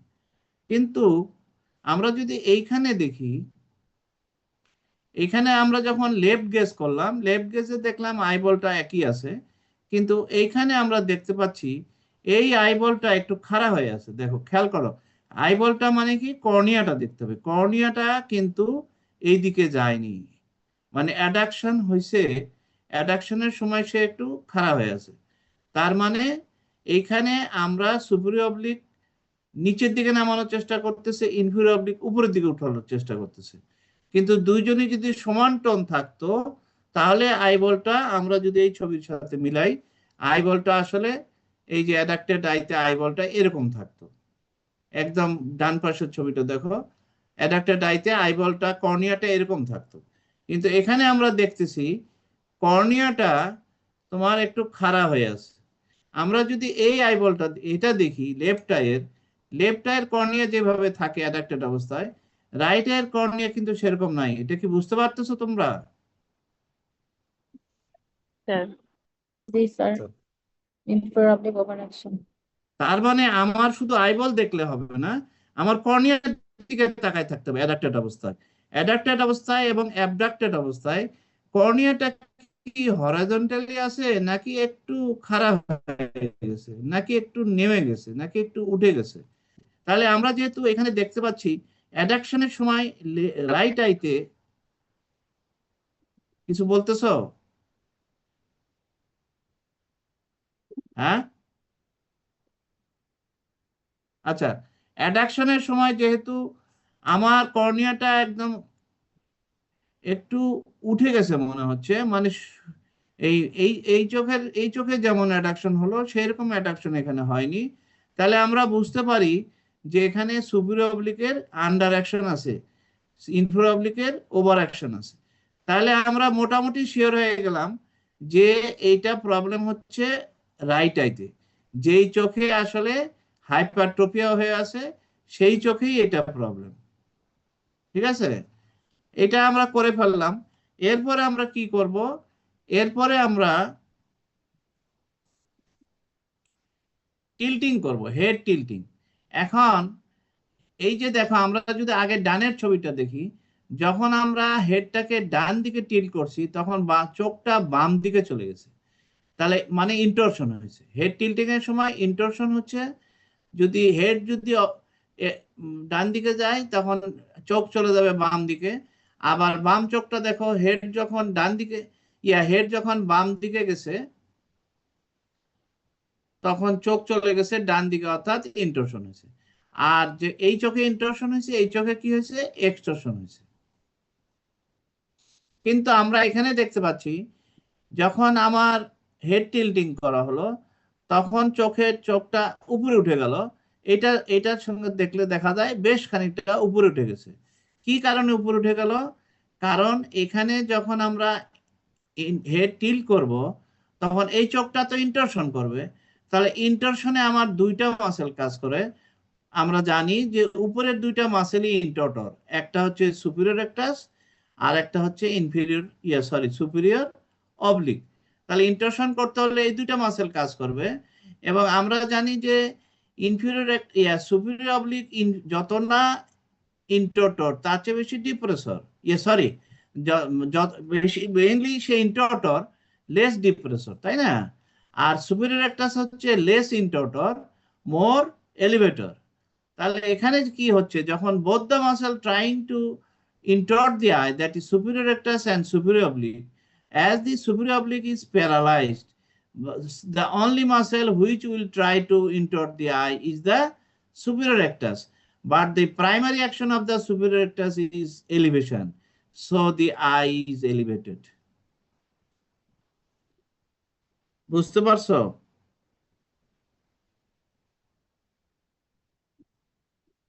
জি স্যার। জি স্যার। সবাই বুঝতে পারছো? জি স্যার। যেমন আমরা যদি এখানে এই যে এই বাচ্চাটা যখন ডান দিকে কাত হয়ে আছে তখন বাম দিকে কি হচ্ছে? বাম চোখে কি হচ্ছে? বাম চোখে এটা এক্সট্রশন হয়েছে, তাই না? তাহলে এক্সট্রশন কে কে করছে?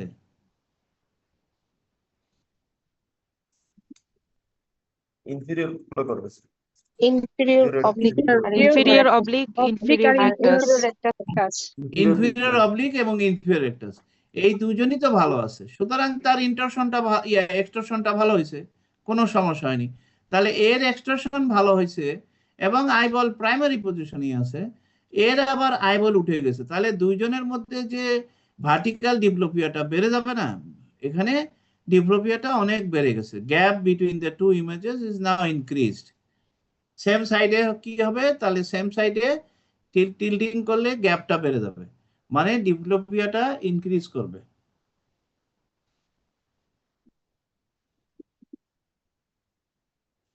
আচ্ছা, এই মহিলাটা দেখি, এই মহিলার মাঝখানের ছবিটা দেখো, কি দেখা যায়? কোনো সমস্যা আছে? Right eye hypertropia Right eye hypertropia আছে স্যার। রাইটে মনে হচ্ছে স্লাইড হাইপারট্রোপিয়া আছে, ঠিক আছে। আর কি আছে? টোসিস আছে না? টোসিস আছে, টোসিস স্যার।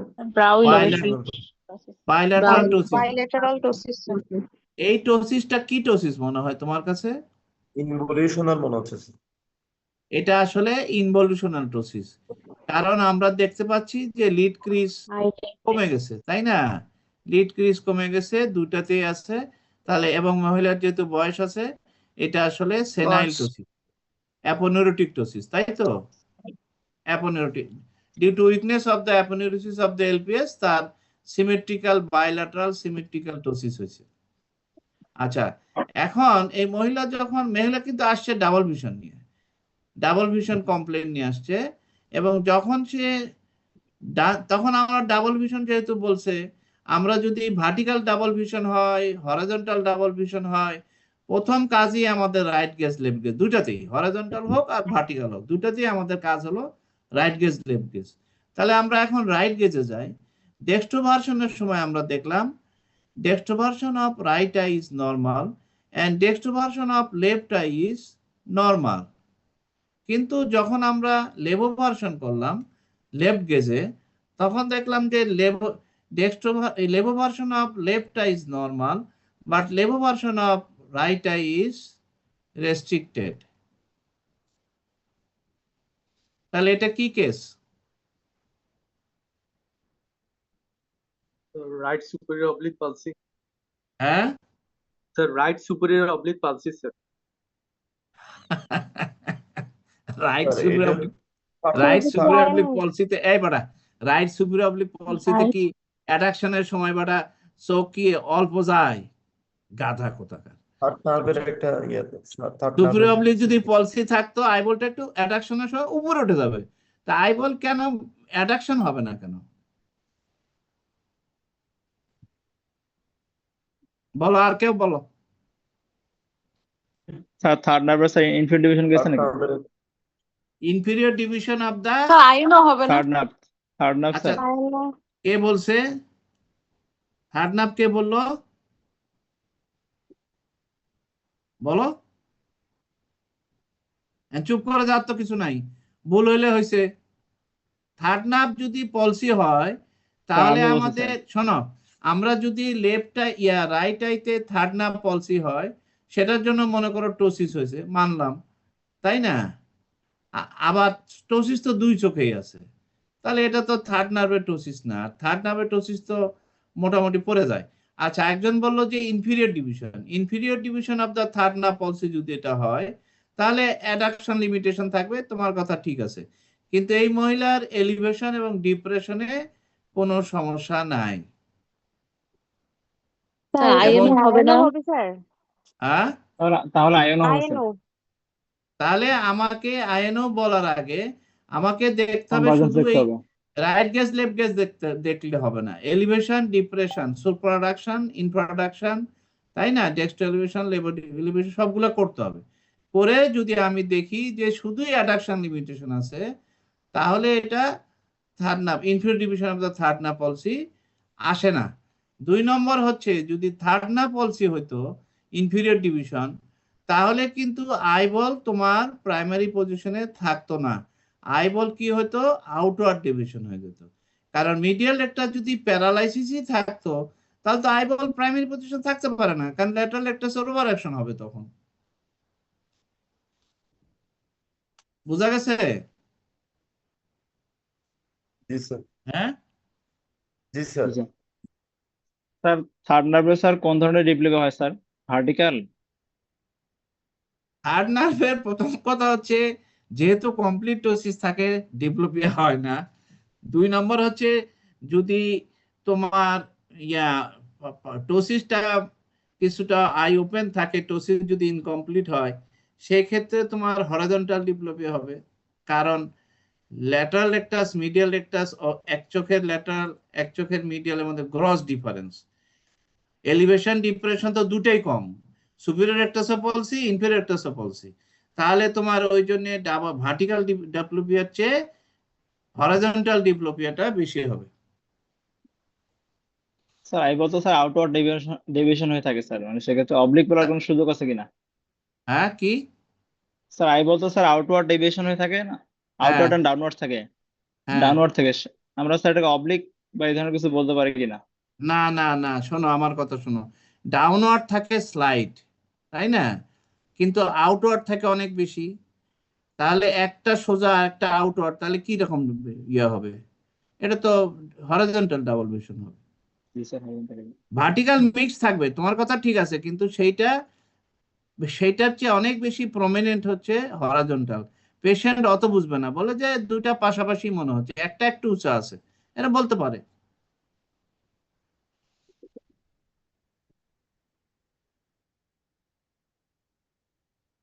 তাহলে আয়নেতে এখানে কি আমরা টোসিস হয় স্যার? হ্যাঁ আয়নেতে স্যার টোসিস হয় কিসে? ইন্টারনিউক্লিয়ার অপথ্যালমোপ্লাজিয়াতে স্যার? না না না, not at all, not at all. কারণ এখানে টোসিস তো এক চোখে না, টোসিস তো 2 চোখে। তাহলে এই টোসিসের সাথে এই লিমিটেশন অফ অ্যাবডাকশনের কোনো সম্পর্ক নাই তো, কারণ বোথ আই টোসিস, খেয়াল করো, সেনাইল টোসিস ইন বোথ আই। তাহলে এখানে আমার এটার সঙ্গে আমার এটা মিলাবো কেন? প্রথম কথা হচ্ছে আয়নতে তোমার আই বল প্রাইমারি পজিশনে থাকে। কেন প্রাইমারি পজিশনে থাকে? কারণ কোনো মাসেলের পলসি থাকে না, প্যারালাইসিস থাকে না। মিডিয়াল রেকটাসের কোনো প্যারালাইসিস থাকে না, ল্যাটারাল রেকটাসের তো নর্মাল থাকে, মিডিয়াল রেকটাসও নর্মাল থাকে, মাসেল টোন দুজনের সমান থাকে। ফলে আই বল প্রাইমারি পজিশনে তার কোনো ডাবল ভিশনও হয় না। যখনই সে রাইট গেজ অথবা লেফট গেজ করে তখন তার ডাবল ভিশন হয়। কারণ medial rectus cannot work, but medial rectus is not paralysed, এটা মনে রাখতে হবে। হ্যাঁ, কেন হয়েছে এখানে? যখন এই বাম ডানের ছবিটা দেখো, যখন আমরা বাম দিকে তাকালাম, এই মহিলাটা যখন বাম দিকে তাকালাম, তখন তার কোন কোন পিপিআরএফ কাজ করলো? Right sir. রাইট পিপিআরএফ না লেফট পিপিআরএফ? অপোজিটটা হবে স্যার। মানে কিছুই মনে নেই গাদাগুলা। Right right right PPRF positive sir. কাজ করে। এদিকে তাকাও, এদিকে দেখো, এটা দেখো, এই যে এই লোকটা ডান দিকে তাকাইছে, তাই না, রাইট গেজে তাকাইছে। তাহলে রাইট গেজে তাকাইছে মানে রাইট ল্যাটারাল রেকটাস কাজ করছে আর লেফটের মিডিয়াল রেকটাস কাজ করছে। এই সময় আমরা বলতেছি ব্রেনের এই যে ফ্রন্টাল আইফিল্ড এরিয়া, এই ব্রেনের ফ্রন্টাল লোবের ফ্রন্টাল আইফিল্ড এরিয়া থেকে একটা, অর্থাৎ এই লেফট ফ্রন্টাল আইফিল্ড এরিয়া থেকে আমার রাইট পন্সে স্টিমুলেশন হয়েছে। রাইট পন্সের পন্টাইন প্যারামিডিয়ান রেটিকুলার ফর্মেশন বা প্যারামিডিয়ান পন্টাইন রেটিকুলার ফর্মেশন, অর্থাৎ অপোজিট ফ্রন্টাল আইফিল্ড থেকে যখন আমি ডান দিকে তাকাচ্ছি, যখন আমি ডানে তাকাচ্ছি তখন আমার অপোজিট ফ্রন্টাল আইপিল এরিয়া থেকে স্টিমুলেশন হয়েছে সেম সাইডের পন্সের পিপিআরএফ এ।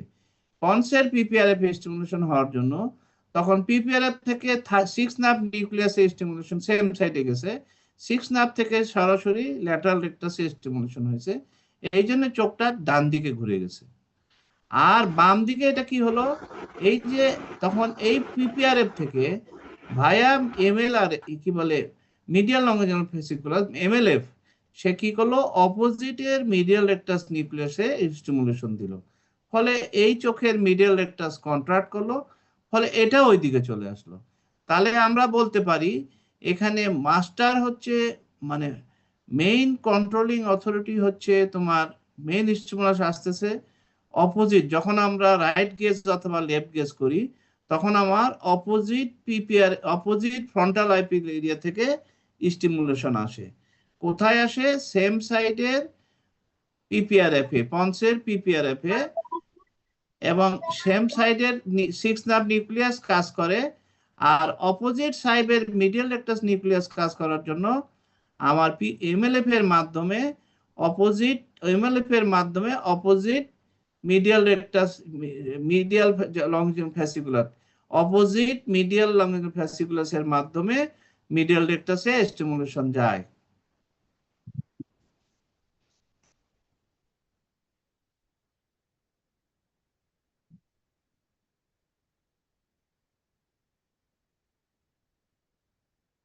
আচ্ছা আমি একটু 5 মিনিট রেস্ট নিই, একটু পানি টানি খাই, তোমরা একটু থাকো, আমি একটু রেস্ট নিই 5 মিনিট।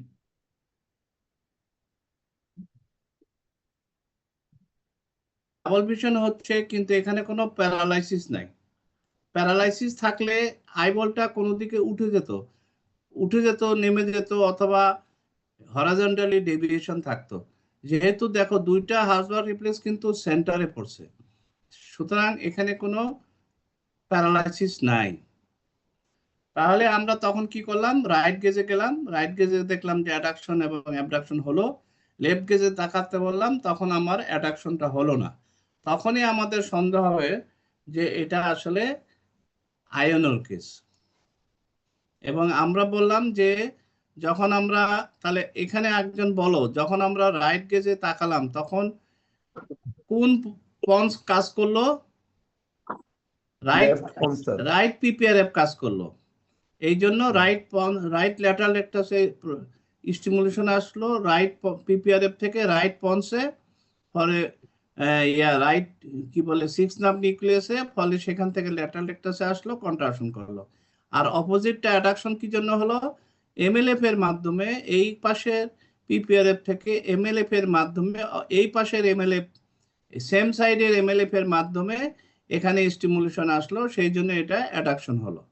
আর এখানে কি হলো, যখন আমি লেফট সাইডে তাকালাম তখন আমার রাইট ফ্রন্টাল আইফিল্ড এরিয়া থেকে লেফট পন্সের পিপিআরএফ এ স্টিমুলেশন আসছে, সেখান থেকে লেফট 6 নার্ভে স্টিমুলেশন আসার জন্য লেফট ল্যাটারাল রেকটাস কন্ট্রাক্ট করছে, আর লেফট পিপিআরএফ থেকে অপোজিট এমএলএফ এ স্টিমুলেশন গেছে, অপোজিট এমএলএফ এ স্টিমুলেশন যা গেছে, কিন্তু এই এমএলএফটা নষ্ট থাকার কারণে, অপোজিট এমএলএফ নষ্ট থাকার কারণে আইবলটা অ্যাডাকশন হয়নি।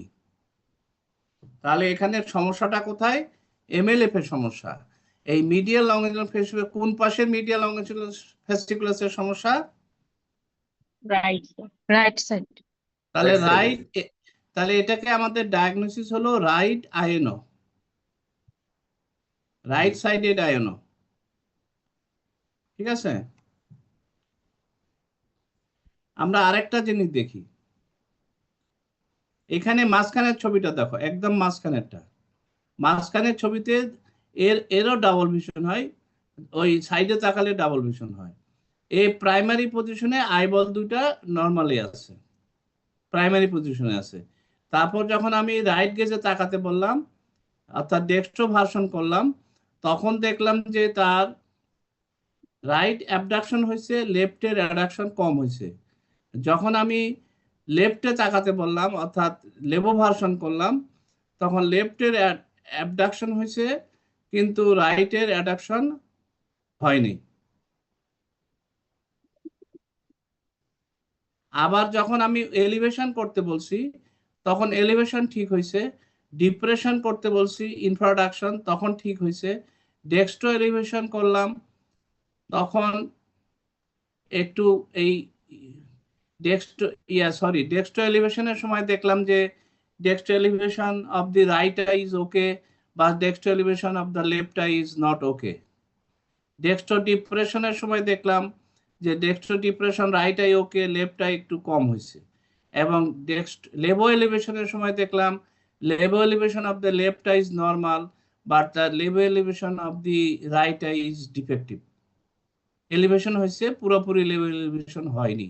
আবার ডিপ্রেশনের সময় দেখলাম লেভো ডিপ্রেশনের সময় levo depression of left eye is normal but levo depression of right eye is not normal.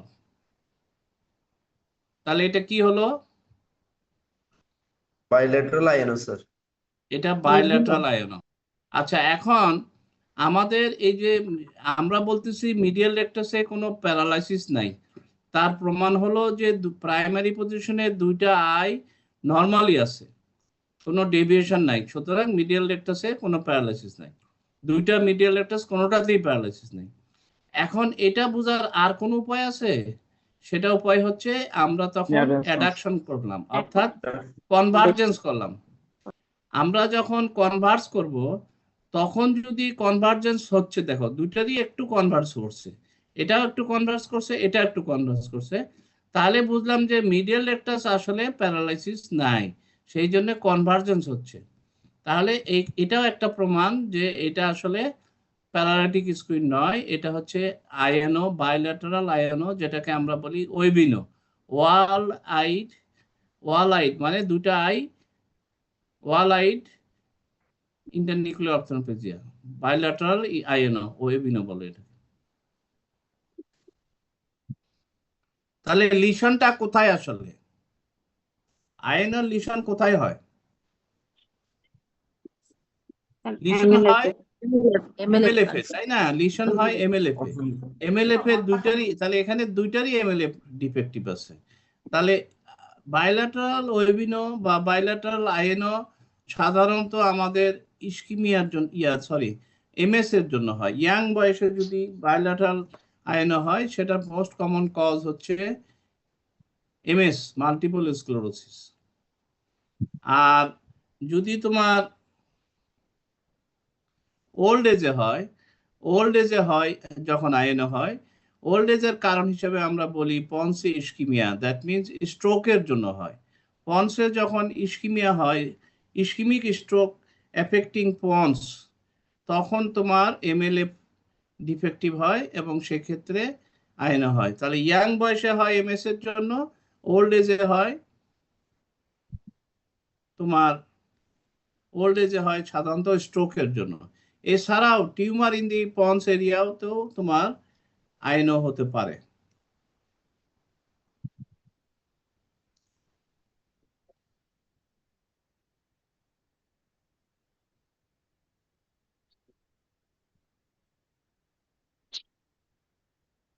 আচ্ছা, এখানে আমরা দেখতেছি একটা কমপ্লিট টোসিস দেখা যাচ্ছে, তাই না? এবং মনে হচ্ছে একটু প্রপটোসিস মনে হচ্ছে না?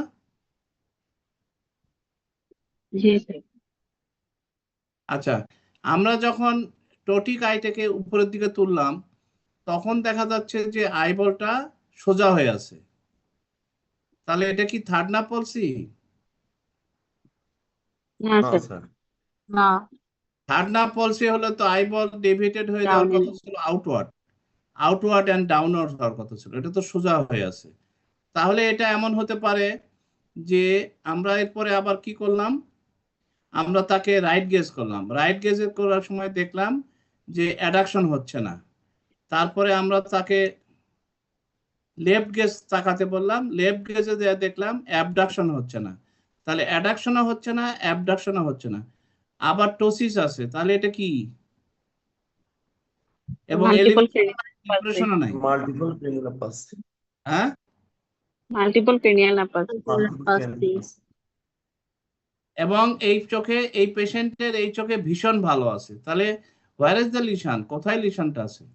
superior orbital fissure, superior fissure, হ্যাঁ, তাহলে এটা superior orbital fissure fissure syndrome. syndrome। যদি এখানে ভীষণ কমে যায় থাকে, তাহলে আমরা বলবো এটাকে অরবিটাল অ্যাপেক্স সিনড্রোম।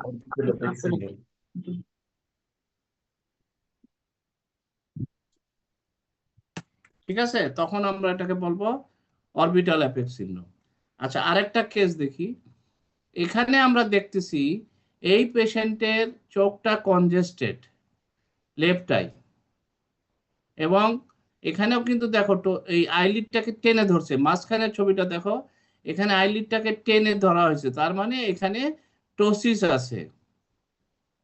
এবং আমরা যখন লেভো ভার্সন করলাম তখন আইবলটা অ্যাবডাকশন হলো না, ডেক্সট্রো ভার্সন করলাম তখন অ্যাডাকশন হলো না, যখন ডেক্সট্রো এলিভেশন করলাম তখন ডেক্সট্রো এলিভেশন হলো না, ডেক্সট্রো ডিপ্রেশন করলাম ডেক্সট্রো ডিপ্রেশন হলো না, লেভো এলিভেশন করলাম levo elevation of left eye absent, levo depression of left eye absent. তাহলে এটা কি? Cavernous sinus Cavernous sinus thrombosis, multiple parallel process.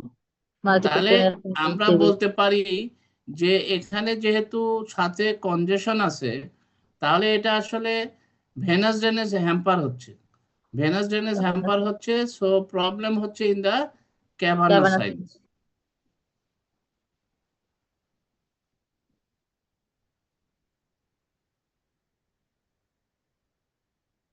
আচ্ছা, এই প্রশ্নটার উত্তর তো হলো না। এই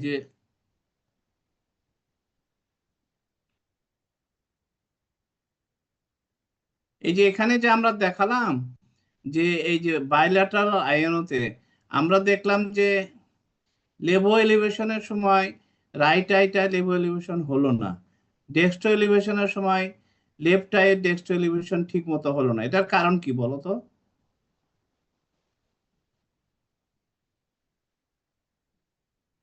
কারণ আমরা জানি ডেক্সট্রো এলিভেশনের সময় কি হয়, রাইট আইয়ের সুপিরিয়রটাস কাজ করে, আর লেফট আইয়ের কোন মাসল কাজ করে ডেক্সট্রো এলিভেশনের সময়?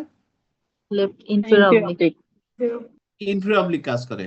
তাহলে ইনফিরিয়র অবলিকে কি কোনো সমস্যা আছে? না, না স্যার, হ্যাঁ, না স্যার, স্যার, তাহলে যাচ্ছে না কেন? মিডিয়াল স্যার রেটটা যেহেতু কাজ করতে পারছে না। একসাথে। যেহেতু তোমার অ্যাডাকশন হচ্ছে না, আমরা বলছি যে অবলিক এলিভেশন হিসেবে এলিভেটর হিসেবে কাজ করবে, পিওরলি এলিভেটর হিসেবে কাজ করবে যখন আইটা ফুললি অ্যাডাক্টেড থাকবে। যখন আইটা ফুললি অ্যাডাক্টেড হতে পারবে না, তখন সে ফুল লেন্থে এলিভেশন করতে পারবে না, তার এলিভেশন ডেফিসিয়েন্সি হবে, যেহেতু আইটা অ্যাডাকশন হয়নি। বুঝতে পারছো? এই জন্যই আমরা দেখতে পাচ্ছি যে এখানে ডেক্সট্রো এলিভেশনে লেফট আইয়ের সমস্যা, লেভো এলিভেশনে তোমার রাইট আইয়ের সমস্যা, হ্যাঁ, ইভেন লেভো ডিপ্রেশনও তাই।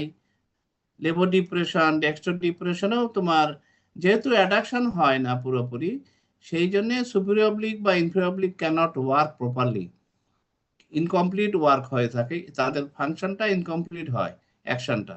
যেহেতু আইটা অ্যাডাকশন হয় না, তার মানে Axis of the eyeball and the line of action of the oblique muscle are not in the same axis, so they cannot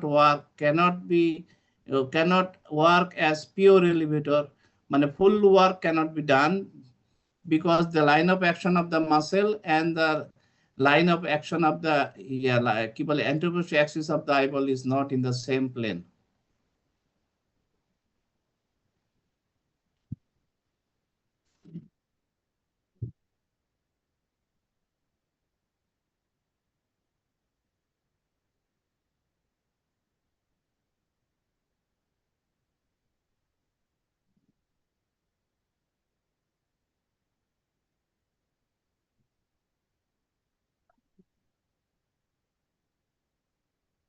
আচ্ছা, এখানে লেফট আইতে কি দেখা যাচ্ছে?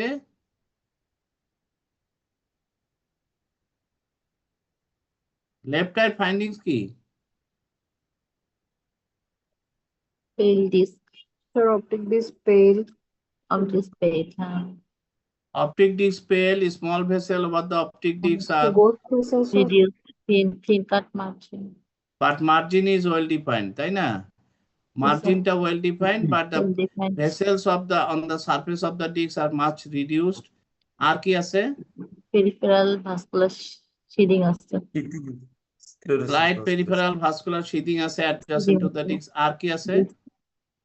স্যার পিগমেন্টারি চেঞ্জ আছে, Pigmented change আছে peripheral। Pigmentary change আছে। আর কি আছে? ভেসেল গুলো অ্যাটিনিউটেড স্যার। হ্যাঁ, হ্যাঁ? attenuated vessel। Vascular Blood vessel attenuated. attenuated। Arteries are thread like, তাই না? Vessels are thread like. তাহলে এটা কি অ্যাট্রফি এটা? Consecutive optic Consecutive, atrophy। এটা কনজিকিউটিভ অপটিক অ্যাট্রফি। কিন্তু অ্যাপারেন্টলি দেখে কিন্তু মনে হবে এটা primary optic atrophy, but it is a case of consecutive optic atrophy. আচ্ছা, এবার আমরা রাইটে আসি। রাইটে কি দেখা যাচ্ছে?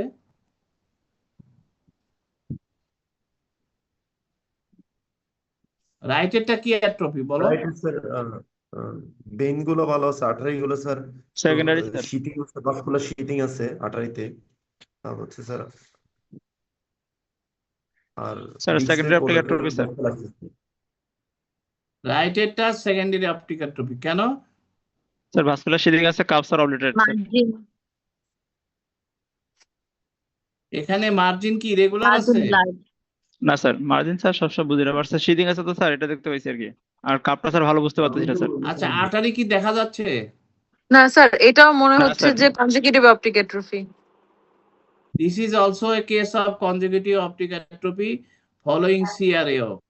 সেন্ট্রাল রেটিনাল আর্টারি অক্লুশনের পরে এই জন্য আর্টারি গুলা থ্রেড লাইক হয়ে গেছে। আর্টারিজ আর অলমোস্ট ইনভিজিবল হয়ে গেছে। হ্যাঁ, আর্টারি দেখা যাচ্ছে না, শুধু ভেন গুলো খুব প্রমিনেন্ট দেখা যাচ্ছে। Arteries are very thin, even the arteries are segmented. Here the arteries are segmented, so it is a case of consecutive optic atrophy. এটা দিয়ে কোলাটারাল ভেসেল আছে স্যার। স্যার, ডিক্সের উপর। মেসেজটা খুব পরিষ্কার, সেটা হচ্ছে যে শুধু ডেস্ক দেখে বলা যাবে না যেটা কি অ্যাট্রফি, সাথে আর্টারি গুলো দেখতে হবে, ভেইন গুলো দেখতে হবে, ফান্ডাসে কোনো চেঞ্জ আছে কিনা সেটা দেখতে হবে, দেখে আমাকে সিদ্ধান্ত নিতে হবে। যেমন আমরা যদি লেফট রাইটেরটা দেখি, এই যে এটা এটা কি কি দেখা যাচ্ছে এখানে? Primary optic atrophy sir. এটা আমার disc margin almost well defined, small vessel over the disc are much reduced, এবং আমার আর্টারি আর ভেন কেমন আছে? দুটোই আছে স্যার, দুটোই দেখা দুটাই যাচ্ছে। খুব ভালো আছে, দুটাই খুব ভালো আছে, তাই না? Artery vein are well defined. তাহলে এটা হবে কি অ্যাট্রফি? Primary optic atrophy. এটা হবে প্রাইমারি অপটিক অ্যাট্রফি। আর লেফট মার্জিন ওয়েল ডিফাইন্ড বলবো স্যার, লেফটেরটা। অলমোস্ট, আমি বলছি মার্জিন হচ্ছে almost well defined, almost well defined. এইটা বামেরটা দেখো, এটা কি, এটা কি অবস্থা? এটার মার্জিন ভালো দেখা যাচ্ছে? না স্যার, না স্যার, একদমই আপনি ব্লার্ড। দেখা যাচ্ছে না একটু তাহলে shading মার্জিনটা কোনো- হলো ডিস্টর্টেড, ব্লাড। Distorted। তাহলে কাপ অ্যাবসেন্ট, হ্যাঁ, absent, small limited। Vessel over the disc reduced, কিন্তু রেটিনাল আর্টারি এবং ভেন দেখা যাচ্ছে না, দেখা যাচ্ছে। ভালোই দেখা দেখা যাচ্ছে যাচ্ছে। স্যার। তাহলে ভালোই এটা দেখা কি যাচ্ছে। Atrophy? Secondary secondary optic. Secondary optic atrophy. এটা সেকেন্ডারি। তাহলে Secondary। এইটার সঙ্গে এটা তুলনা করলে এটা কি? এখানে একটু পেরিপ্যাপিলারি অ্যাট্রোপিক প্যাচ আছে, পেরিপ্যাপিলারি স্লাইট অ্যাট্রোপি আছে দেখে তোমাদের কাছে কনফিউশন হচ্ছে, কিন্তু এটা আসলে প্রাইমারি অপটিক অ্যাট্রোপি। কারণ কাপ কিন্তু এখানে আছে। এখানে দেখো, এই যে ভেসেলের বেন্ডিং দেখা যায়, এই যে একটা কনকেভিটি দেখা যাচ্ছে, দেখা যাচ্ছে এই যে একটা কনকেভিটি, সুতরাং কাপ এখানে আছে। এটা তুমি যখন অপথ্যালমোস্কোপ করবা বা ভক দিয়ে দেখবা তখন আরো পরিষ্কার যে এখানে কাপ আছে। সেকেন্ডারি অপটিক অ্যাট্রফিতে কখনো কাপ থাকতে পারে না। এইখানে দেখো কোনো কাপ নাই, সো এটা হলো সেকেন্ডারি অপটিক অ্যাট্রফি।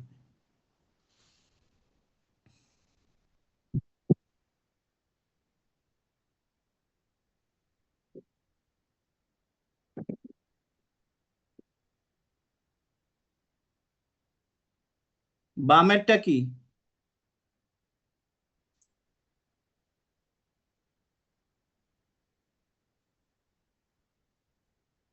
লেফটেরটা কি? এটা কি? স্যার কনসিকিউটিভ মানে হচ্ছে হ্যাঁ,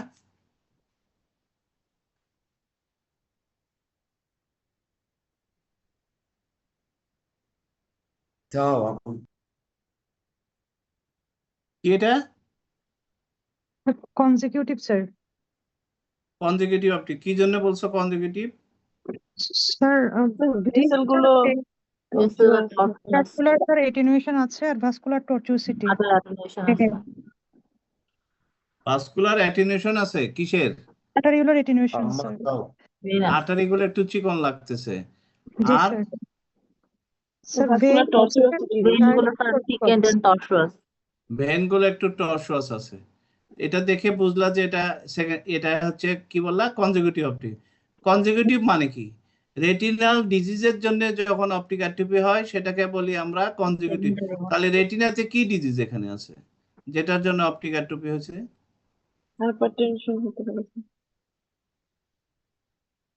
হ্যাঁ, স্যার এটা সেকেন্ডারি অপটিক অ্যাট্রফি মনে হচ্ছে। Secondary optic atrophy. সেকেন্ডারি আগে কনজিকিউটিভ কে বললো? এটা কিভাবে কনজিকিউটিভ হলো? এখানে রেটিনাতে কি ডিজিজ আছে? রেটিনাতে আমি কোনো ডিজিজ দেখি না। তাহলে এটা সেকেন্ডারি অপটিক অ্যাট্রফি। আবার এক ডান পাশেরটাও সেকেন্ডারি অপটিক। পার্থক্য কি? এই দুটার পার্থক্য কি? পার্থক্য হচ্ছে এটা ডিস্কটা অনেক বড় লাগে না, ডিস্কটা ছোট, এবং এখানে ডিস্কটা ডান পাশেরটা ডিস্ক অনেক বড় দেখা যাচ্ছে। আসলে কি ডিস্ক এত বড়? ডিস্ক এত বড় না। এখানে ফাইব্রোসিস এত বেশি হয়েছে, ফাইব্রাস টিস্যুর ডিপোজিশন এত বেশি হয়েছে যে ডিস্কটাকেই বড় করে ফেলছে সাইজে, কিন্তু বামেরটা ডিস্কটা বড় করেনি। তাহলে এটাও সেকেন্ডারি অপটিক অ্যাট্রফি, এটাও সেকেন্ডারি অপটিক অ্যাট্রফি। তাহলে কোনটা কি জন্য হয়েছে বলো?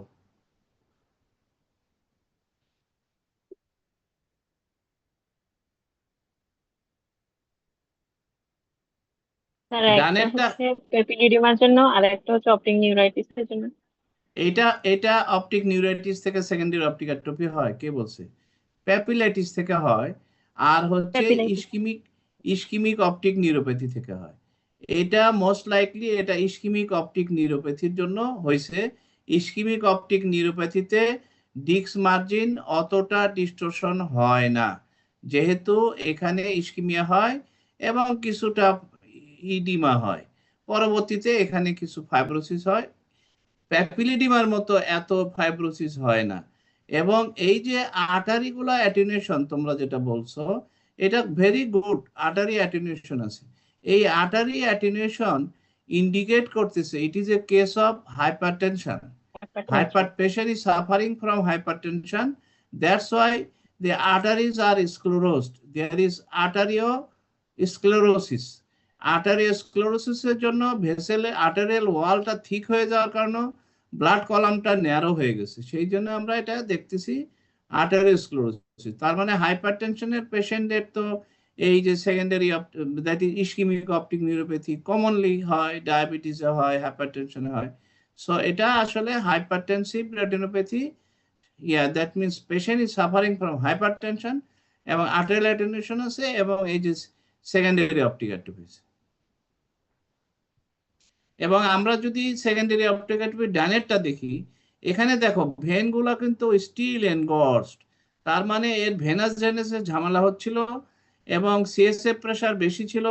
ভেনটা যখন ওই সিএসএফ এর ভিতর দিয়ে বেরিয়ে অপটিক নার্ভ থেকে বেরিয়ে তোমার ইয়াতে যাচ্ছিল সুপিরিয়র অপশনাল ভেনে, তখন সে ওই সিএসএফ এর ভিতরে কম্প্রেস হচ্ছে।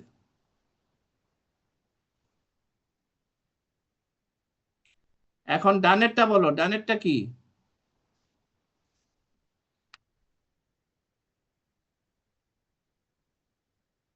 Consecutive primary optic atrophy sir. Primary optic atrophy. আর বামেরটা কনজিকিউটিভ অপটিক। তাহলে আমরা যদি আবার একটু দেখি যে যখন প্যাপিলিডিমা থেকে অথবা প্যাপিলাইটিস থেকে যখন অপটিক অ্যাট্রফি হয় তখন ডিস্কটা অনেক বড় দেখা যায়, ফাইব্রোসিস অনেক বেশি হয়, মার্জিন ডিস্টরশন অনেক বেশি হয়। কিন্তু যখন তোমার ইসকিমিয়া থেকে হয়, ইসকিমিক অপটিক নিউরোপ্যাথি থেকে হয়, তখন ডিস্কটা অত বড় হয় না, মার্জিন ডিস্টরশন কম হয় এবং কিছু জিনিস দেখা যেতে পারে, সেটা হচ্ছে একটু vascular sheathing adjacent to the disc blood vessel গুলো স্লাইড শিথিং আছে, একটু দেখো এখানে স্লাইড শিথিং আছে। সুতরাং একটা ডায়াবেটিক রেটিনোপ্যাথির পেশেন্টের তুমি যদি অপটিক অ্যাট্রফি পাও, ডায়াবেটিক রেটিনোপ্যাথি আছে, হার্ট এক্সুডেট আছে, হেমোরেজ আছে, এবং দেখলা যে অপটিক অ্যাট্রফি আছে, এরকম সেকেন্ডারি অপটিক অ্যাট্রফি, তা তো থাকতেই পারে, কারণ ডায়াবেটিস তো one of the cause of secondary ischaemia, anti ischaemic optic neuropathy. সুতরাং ডায়াবেটিক রেটিনোপ্যাথির ফিচার সাথে তোমার অপটিক অ্যাট্রফি, সেই ক্ষেত্রে তো তুমি ওটাকে কনজিকিউটিভ অপটিক অ্যাট্রফি বলতে পারো না, ওটা হলো secondary optic atrophy, secondary to ischemic optic neuropathy. বোঝা গেছে? বামেরটা কি?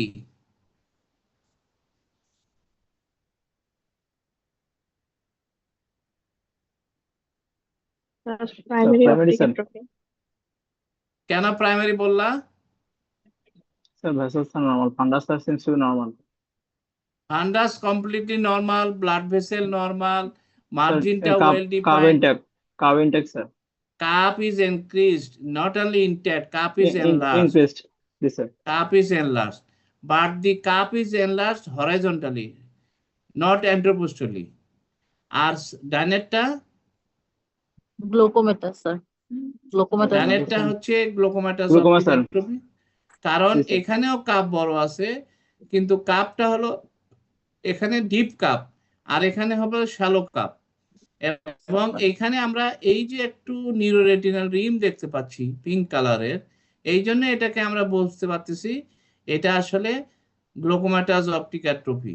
এই জায়গাটা সাদা হয়ে গেছে, কাপস ডিস্ক রেশিও অনেক বেশি হয়ে গেছে, এবং বেন্ডিং, আমরা ব্লাড ভেসেলের বেন্ডিং দেখে বুঝতেছি যে কাপটা এত বড় হয়ে গেছে, প্রায় 0.99 কাপ হয়ে গেছে ভার্টিক্যালি, এইদিকে হরাইজন্টালি 0.8 কাপ, কিন্তু এখান থেকে শুরু হয়েছে কাপ কিন্তু এই পর্যন্ত, নট যে এই পর্যন্ত কাপ, এই পর্যন্ত কাপ, বুঝতে পারছো? এটা হচ্ছে গ্লোকোমাটাস অপটিক অ্যাট্রফি। তাহলে আমরা আবার দেখি, প্রথমটা হচ্ছে প্রাইমারি, উপরের ডানেরটা হচ্ছে কি, এটা বলো। এটাও হচ্ছে কনজিকিউটিভ ফলোইং সিআরএও, আর্টারি গুলো দেখা যায় না, এখানে আমার গ্লোকোমাটাস অপটিক অ্যাট্রফি, এখানে হচ্ছে সেকেন্ডারি অপটিক অ্যাট্রফি। ঠিক আছে, আজকে এইটুকুই থাক।